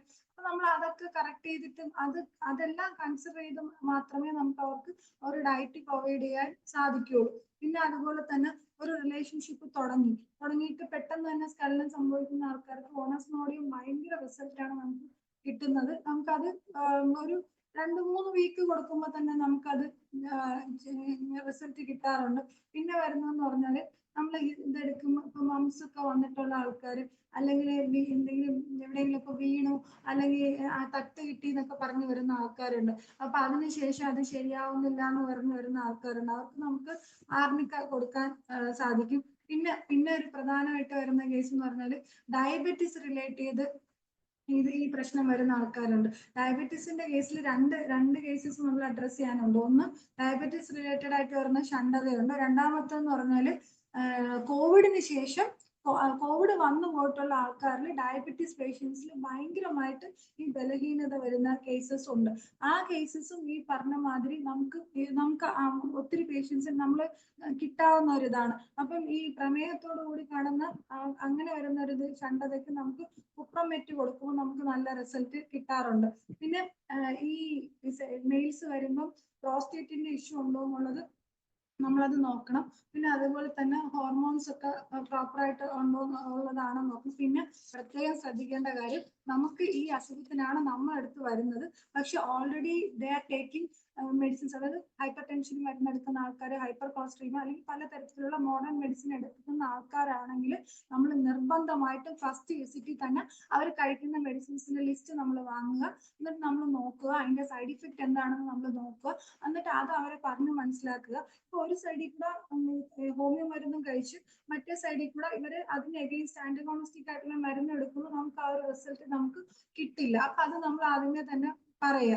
പിന്നെ നമുക്ക് പിന്നെ ഉള്ള പ്രശ്നം എന്ന് പറഞ്ഞാൽ പീരീഡ്സിന്റെ ആ സമയത്ത് മുമ്പേ വരുന്ന അസ്വസ്ഥതകൾ ഉണ്ടല്ലോ, ഈ അസ്വസ്ഥതകൾ ഉണ്ട്. പ്ലസ് അതിന്റെ കൂടെ തന്നെ അവർക്ക് എന്താണ് ലൈംഗിക പ്രശ്നങ്ങളും കൂടെ വരാറുണ്ട്. അത് അങ്ങനെയുള്ളവർക്ക് നമ്മൾ ആഗ്നസ് കാസ്റ്റസ് നിർബന്ധമായിട്ടും കൊടുത്തിരിക്കണം. ഒരു 2-3 ഡോസ് പോകുമ്പോൾ തന്നെ അവർക്ക് നല്ലൊരു വ്യത്യാസം കാണാറുണ്ട്. പിന്നെ അതുപോലെ തന്നെ ഈ ഓർഗൻസിന്റെ വളർച്ച മുരടിക്കുന്ന അങ്ങനെ ഇത് primary and secondary sexual organs അതിന്റെ വളർച്ച മുരടിക്കുന്ന കേസസ് ഒക്കെ ആണെങ്കിൽ നമുക്ക് ആഞ്ചലിക്ക സൈനൻസിസ് നമുക്ക് കൊടുക്കാൻ പറ്റും. പിന്നെ നിംഫോമാനിയ കേസസിന് നമുക്ക് അങ്ങനെ തന്നെ കൊടുക്കാൻ പറ്റും. പിന്നെ ഇതും എനിക്ക് ഹോമിയോ മരുന്നൊരു ആസ്വാദനം അതിൽ കിട്ടിയതാണ്. കിട്ടിയപ്പോൾ ഞാൻ ട്രൈ ചെയ്ത് നോക്കി. കാരണം എനിക്ക് ഇങ്ങനത്തെ കേസസ് ഉള്ളത് കൊണ്ട് ഞാൻ ആ ബുക്കിൽ നിന്ന് ആദ്യം ട്രൈ ചെയ്തത് അതാണ്. എനിക്ക് നല്ല റിസൾട്ടാണ് അതിൽ കിട്ടിയിട്ടുള്ളത്. സാറിനോട് താങ്ക് യു. പിന്നെ ഞാൻ ഇത്രയും നേരം പറഞ്ഞതിൽ പല ടീച്ചേഴ്സിന്റെ ഇപ്പം മിക്കവാറും എനിക്ക് അവൈലബിൾ ആയിട്ടുള്ള ബുക്സ് ഒക്കെ ഞാൻ ഗോപി സാറിന്റെ ബുക്ക് ഞാൻ വായിച്ചിട്ടുണ്ട്, അല്ലെങ്കിൽ റെസിൽസ് വായിച്ചിട്ടുണ്ട്, നമ്മുടെ ഖാലിദ് സാറിന്റെ. ഇതിനൊക്കെ കിട്ടിയ ടിപ്സ് എന്ന് പറഞ്ഞാൽ വായിച്ചെടുത്ത ടിപ്സ് എല്ലാം പേഷ്യൻസിന് കൊടുത്ത് അതിന് റിസൾട്ട് കിട്ടിയിട്ടുള്ളതാണ്. പിന്നെ നമ്മളെ സാദത്ത് സയ്യിദ് സാറിന്റെ ഒരു മെൻ ഓയിൽ എന്ന് പറഞ്ഞിട്ട് സാറിന്റെ ക്ലിനിക്കിൽ പ്രിപ്പയർ ചെയ്യുന്ന ഒരു കോമ്പിനേഷൻ ഉണ്ട്. അതും അങ്ങനെ തന്നെയാണ്. നമ്മൾ കൊടുക്കുന്ന ആൾക്കാർക്കൊക്കെ കൃത്യമായിട്ട് ആ റിസൾട്ട് കിട്ടാറുണ്ട്. അതിന്റെ കോമ്പിനേഷൻ സാറിന്റെ അടുത്ത് തന്നെ ചോദിക്കണം. സാറിന് ഉണ്ടെങ്കിൽ ചോദിക്കാം, അല്ലെങ്കിൽ നമുക്ക് ഏതെങ്കിലും ക്ലാസ്സിൽ വരുന്ന സമയത്ത് ചോദിക്കാം. എനിക്ക് തോന്നുന്നു സമയമായി എന്നുള്ളതാണ് തോന്നുന്നത്. ഓയിലിന്റെ ഇൻഡിക്കേഷൻ എന്താ പറഞ്ഞ ഡോക്ടർ? എന്തോ അത് ലാസ്റ്റ് അവിടെ പ്രിപ്പയർ ചെയ്യുന്ന ഒരു ഓയിലാണ്, മെൻസ് ഓയിൽ എന്ന് അതിനെ പറയാം. അതിന്റെ കണ്ടന്റ് എന്താണെന്ന് നമുക്ക് സാറ് ഈ ഇൻഡിക്കേഷൻ മെൻ ഓയിൽ വന്നിട്ട് നമുക്ക് ഈ പറഞ്ഞ മെയിൽസിന്റെ കംപ്ലൈൻസിന് ഇഡിക്കും അതുപോലെ തന്നെ PMEക്കും ഒക്കെ നമുക്ക് യൂസ് ചെയ്യാം. നമ്മൾ അലോപ്പതി സ്പ്രേയും ബാക്കി കാര്യങ്ങളൊക്കെ ഉപയോഗിക്കുന്ന പോലെ തന്നെ നമുക്ക് ഉപയോഗിക്കാം. പിന്നെ ഹോമിയോപ്പതിയിൽ ഒരുപാട് പ്രോഡക്ട്സും പാറ്റേൺസും ഉണ്ട്, പക്ഷെ ഞാൻ അത് പേഴ്സണലി യൂസ് ചെയ്തിട്ടില്ലാത്തത് കൊണ്ടാണ് അതിനെ പറ്റിയുള്ള പിന്നെ ഉണ്ട് നമ്മൾ ടിഞ്ചർ എടുക്കാൻ ബുദ്ധിമുട്ടുള്ള പേഷ്യൻസ് ഉണ്ടല്ലോ, അപ്പൊ അവർക്ക് നമുക്ക് 1x ടാബ്ലറ്റ് കൊടുക്കാം. ഈ പറഞ്ഞ എല്ലാത്തിന്റെ 1x ടാബ്ലറ്റ് അവൈലബിൾ ആണ്. കഴിഞ്ഞോ? സമയം 24 6 മിനിറ്റേ ഉള്ളൂ. എന്തായാലും ഇനി ഒരു ക്ലാസ് ബാക്കി പോർഷൻ നമുക്ക് അടുത്തൊരു ക്ലാസ്സിൽ എടുക്കാവുന്നതാണ്. ഡോക്ടർ അതിന് സമയം കണ്ടെത്തുക. എന്തായാലും വളരെ നല്ലൊരു ക്ലാസ് ആയിരുന്നു. ആരും കൈവയ്ക്കാത്തൊരു മേഖലയാണിത്. അറിയാമെങ്കിൽ പോലും ക്ലാസ് എടുക്കാൻ വിമുഖത കാണിക്കുന്ന ഒരു ടോപ്പിക്കാണിത്. എന്തായാലും ആ ഒരു എന്താണ് ഇങ്ങനെ ഒരു ക്ലാസ് ആരും അടുത്ത കാലത്തൊന്നും എടുത്ത് കേട്ടിട്ടില്ല. ഈ ഒരു മേഖലയിലും എല്ലാവർക്കും ഒരുപാട് അറിവുകൾ പ്രദാനം ചെയ്യുന്നതായിരുന്നു ഇന്നത്തെ ക്ലാസ്. ഡോക്ടറുടെ ഇന്നത്തെ ക്ലാസ്സിനെ കുറിച്ചുള്ള അഭിപ്രായങ്ങളോ ഇനി എന്തെങ്കിലും സംശയങ്ങളോ ഉണ്ടെങ്കിൽ ചോദിക്കാൻ ഒരു 6 മിനിറ്റ് സമയമുണ്ട്. Salim Kumar doctor hand raise ചെയ്തിട്ടുണ്ട്. ഡോക്ടറെ സംസാരിച്ചു, അൺമ്യൂട്ട് ചെയ്ത് സംസാരിച്ചു. ഡോക്ടറെ രംഗത്ത് വരാത്തിൽ ക്ഷമിക്കണം, ഞാൻ വേറെ സ്ഥലത്ത് നിൽക്കുക. ഈ IFPHന്റെ ചരിത്രത്തിലൊരു ഒരു നാഴികക്കല്ലായ ക്ലാസ്സാണ് കേട്ടോ ഡോക്ടർ ഇന്നെടുത്തത്. ഇടിവെട്ടാണ്. എന്തോരം അറിവാണ് ഡോക്ടർ ഇങ്ങനെ കോരിച്ചൊരിയുന്നത്. വളരെ നന്ദിയുണ്ട്. ഇങ്ങനൊരു സാധനം ഇറക്കിയതിന് പ്രത്യേകിച്ച് അഭിനന്ദനം അർഹിക്കുന്നു. കൂട്ടത്തിൽ ഒരു ചോദ്യം ചോദിക്കരുത്. ഡോക്ടർ ഞെരിഞ്ഞലിനെ കുറിച്ചൊക്കെ പറഞ്ഞപ്പോൾ ഈ നമ്മളെ ലെമൺ ജ്യൂസ്, നാരങ്ങ വെള്ളം അടുപ്പിച്ച് കുറച്ച് ദിവസം കുടിച്ചു കഴിഞ്ഞാൽ ഈ ഇറക്ഷൻ ഫെയിലിയറോ അല്ലെങ്കിൽ അങ്ങനെ വീക്ക്നെസ്സോ ഒക്കെ വരും എന്ന് ഒരു പേഷ്യൻ്റ് വന്നിട്ട് എന്നോട് പറഞ്ഞു. അത് ശരിയാണോ ഇല്ലെന്ന് എനിക്കറിയാമോ. അങ്ങനെ എന്തെങ്കിലും അറിയാമോ ഡോക്ടറെ? സാർ ഇതിനകത്ത് പറഞ്ഞാൽ ഒരുപാട് മിത്ത് ഇങ്ങനെ പറഞ്ഞു വരുന്ന ആൾക്കാരുണ്ട്. നാരങ്ങ വെള്ളത്തിന് അങ്ങനെ ഒരു പ്രശ്നം ഉള്ളതായിട്ട് എനിക്ക് അറിയുന്ന രീതിയിലില്ല.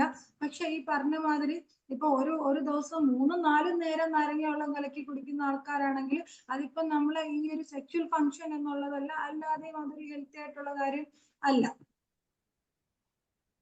ഓക്കെ, എനിക്ക് അറിയില്ല. അതുകൊണ്ടാണ് അയാൾക്ക് അങ്ങനെ അനുഭവം ഉണ്ടെന്ന് പറഞ്ഞുകൊണ്ടാണ് എന്നോട് ചോദിച്ചത്. അതുകൊണ്ട് നമുക്ക് ഒരുമിച്ച് നോക്കാം സാർ, ഒരുമിച്ച് നോക്കാം. അടുത്ത ക്ലാസ്സിൽ നമുക്കത് ഡിസ്കസ് ചെയ്യാം. ഓക്കെ. ഓക്കെ, സലീം കുമാർ ഡോക്ടറെ. അടുത്തത് ജയചന്ദ്രൻ ഡോക്ടർ ഹാൻഡ് റൈസ് ചെയ്തിട്ടുണ്ട്. ഡോക്ടറെ അൺമ്യൂട്ട് ചെയ്ത് സംസാരിച്ചു. ഡോക്ടറെ കേൾക്കുന്നുണ്ടല്ലോ? ഡോക്ടറെ, നമ്മളെ നിത്യമേളത്തെ പോലെ വളരെ നല്ല രീതിയിലുള്ള ഒരു ക്ലാസ് ആയിരുന്നു ഇന്ന് ഡോക്ടർ ആരും പറയാത്ത ഒരു കഥ പോലെ പറഞ്ഞത്. എന്തായാലും വളരെ സന്തോഷമുണ്ട്. പിന്നെ ഇതിൽ എൻ്റെ പ്രാക്ടീസിൽ ഞാൻ കണ്ടിട്ടുള്ള സെക്സ് എഡ്യൂക്കേഷൻ്റെ അപാരതയാണ് ഇതിനകത്തുള്ള എല്ലാ കാരണങ്ങളും. പിന്നൊന്ന് ഡയബറ്റീസിൻ്റെ ആ ഒരു കാരണം. പിന്നെ ഇപ്പോൾ ഇതിനകത്ത് നമ്മൾ ആദ്യം ചെയ്യേണ്ടത്, ഒരു പേഷ്യൻ്റ് വന്നു കഴിഞ്ഞാൽ നമ്മൾ എന്താണ് എന്നുള്ളത് അവർ പറഞ്ഞ് മനസ്സിലാക്കി അവർ പഠിപ്പിക്കുക, നിങ്ങൾക്ക് എന്ത് പറ്റി എന്നുള്ളത്. പിന്നെ എൻ്റെ ക്ലിനിക്കിൽ വന്നിട്ടുള്ളതെന്ന് വെച്ചാൽ കൊച്ചുകുട്ടികളെ കൊണ്ടുവന്നു കഴിഞ്ഞാൽ ഈ കൊച്ചുകുട്ടികളെ കൊണ്ടുവന്ന് ആ കുട്ടികൾ വലുതായി വലിയ കുട്ടികളായി പിന്നെ എൻ്റെ അടുത്ത് വന്ന് കഥകൾ പറഞ്ഞു കഴിഞ്ഞിട്ടാണ് വീട്ടിലുള്ളവർ എന്നെ അറിയുന്നത്. അവർ വന്ന് അവരെ സെക്ഷൽ കാര്യങ്ങൾ പറഞ്ഞു കഴിഞ്ഞിട്ട് അവരെ നിർബന്ധിച്ചായിരിക്കും ഭർത്താവ് വരുന്നത്. അപ്പൊ ഈ ആണുങ്ങളെക്കാളും ഇപ്പൊ ഈ കാര്യങ്ങൾ നന്നായിട്ട് സംസാരിക്കുന്ന സ്ത്രീകളാണ്. അപ്പൊ അതിന് നമ്മൾ ആണുങ്ങളുടെ ഒരു തുറന്നു പറയാനുള്ള ഒരു മുന്നേറ്റം ഇല്ലാത്തതാണ്. അതുകൊണ്ട് ഞാനിപ്പോ പേഷ്യന്റ് വന്നു കഴിഞ്ഞാൽ ആദ്യം പറയാറുള്ള, മോളെ അല്ലെങ്കിൽ മോനെ, നിന്റെ ജീവിത കഥ എന്തായാലും തുറന്നു പറയണം. നമ്മളെ രണ്ടുപേരും അല്ലാതെ മൂന്നാമതൊരു വ്യക്തി ഇത് അറിയത്തില്ല. അതുകൊണ്ട് തുറന്നു പറഞ്ഞെങ്കിൽ മാത്രമേ നമ്മൾ അസുഖം മാറ്റാൻ നോക്കൂ എന്ന് പറഞ്ഞ് അവർക്കൊരു കോൺഫിഡൻസ് കൊടുത്തു കഴിഞ്ഞിട്ട് നമ്മൾ അവരുടെ കഥ കേട്ട് മരുന്ന് കൊടുക്കുമ്പോഴത്തേക്ക് അതിന് 100% ഫലമായിരിക്കും. അവർ ചിലപ്പോൾ കുറച്ച് ദിവസം കഴിഞ്ഞിട്ട് നമ്മുടെ കാലിൽ തൊട്ട് തൊഴുത് സാറ് ദൈവമാണെന്ന് പറഞ്ഞിട്ട് പോകുന്ന ആളുകളുണ്ട്. അങ്ങനെ ഒരുപാട് അനുഭവങ്ങൾ എനിക്കുണ്ട്. അതുപോലെ തന്നെ ഇപ്പോൾ നമ്മുടെ സലീം ഡോക്ടർ ചോദിച്ച നാരങ്ങ വെള്ളത്തിന്റെ നാരങ്ങ വെള്ളം എന്ന് പറഞ്ഞാൽ വൈറ്റമിൻ സി ആണ്. വൈറ്റമിൻ സി കൊണ്ട് ഒരു ദോഷങ്ങളും ഉണ്ടായതായിട്ട് ബി കോംപ്ലക്സ് നമ്മൾ ഫ്രൂട്ട് ജ്യൂസിൽ ഏത്തമ്പഴത്തിലൊക്കെ കിട്ടും. സി എന്ന് പറഞ്ഞാൽ നാരങ്ങ വെള്ളത്തിൽ മാത്രമാണ് നല്ല രീതിയിൽ കിട്ടുന്നത്. പക്ഷെ അത് നാരങ്ങ വെള്ളം നല്ലപോലെ ഡൈല്യൂട്ട് ചെയ്ത് കൊടുത്താൽ കുഴപ്പമില്ല. നമ്മളിപ്പോൾ 1 ലിറ്റർ വെള്ളത്തിൽ ഒരു നാരങ്ങ പിഴിഞ്ഞിട്ട് അത് പോകുന്നിടത്ത് കൊണ്ടുപോയി കുടിയെന്ന് പറഞ്ഞു കഴിഞ്ഞാൽ അതിനകത്ത് പ്രോബ്ലം ഒന്നുമില്ല. അത് വളരെ ഡൈല്യൂട്ടഡ് ആണ്. അങ്ങനെയാണ് ഞാൻ പറയാറുള്ളതും ചെയ്യാറുള്ളതും. അതുകൊണ്ട് ദൂഷ്യങ്ങളൊന്നും ഉള്ളതായിട്ട് ആരും പറഞ്ഞു കേട്ടിട്ടുമില്ല. ഇതിനെപ്പറ്റിയൊക്കെ കൂടുതലൊക്കെ നമ്മുടെ വേണുഗോപാൽ റെഡ്ഡി സാറിന്റെ ക്ലാസ്സിൽ നമുക്ക് അതിനെപ്പറ്റി നന്നായിട്ട് മനസ്സിലാക്കാൻ പറ്റും. ഇനി അദ്ദേഹത്തിന്റെ ക്ലാസ് വരുമ്പോൾ വേണമെങ്കിൽ നമുക്ക് ഈ വിഷയം ഒന്ന് ചോദിച്ചു നോക്കാം. ഓക്കെ ജയചന്ദ്രൻ ഡോക്ടറെ, തീർച്ചയായിട്ടും നമുക്ക് സാറിനെ കൊണ്ട് ഒരു ക്ലാസ് എടുപ്പിക്കാം. അപ്പോഴ് അതെ. എന്താ കുറച്ചുകൂടി ഡീപ്പായിട്ട് നമുക്ക് മനസ്സിലാക്കാൻ പറ്റുമോ? എന്തായാലും ഡോക്ടർ അവസരം കളയുന്നില്ല കേട്ടോ. ഇത് അഡീഷണൽ ആണേ റിജി ഡോക്ടറെ. ഇനി ആർക്കെങ്കിലും എന്തെങ്കിലും പറയാനുള്ള സമയം കുറവാണ്. ഇനി എന്തായാലും ആരും കൈവയ്ക്കാതെ റിസ്ക് എടുത്ത് വളരെ മനോഹരമായിട്ട് ഈ ഒരു ലൈംഗിക രോഗങ്ങൾ ക്ലാസ്സുമായിട്ട് എത്തിയ ഡോക്ടർക്ക് നന്ദി പറയുന്നതിന് വേണ്ടി ശങ്കരനാരായണൻ ഡോക്ടർ മുഖം കാണിച്ചിരിക്കുന്നുണ്ട് കുറെ നേരമായിട്ട്. ഡോക്ടറെ, റിജി ഡോക്ടർക്ക് നന്ദി പറയുന്നതിന് വേണ്ടി ഞാൻ ഡോക്ടറെ ക്ഷണിക്കുക.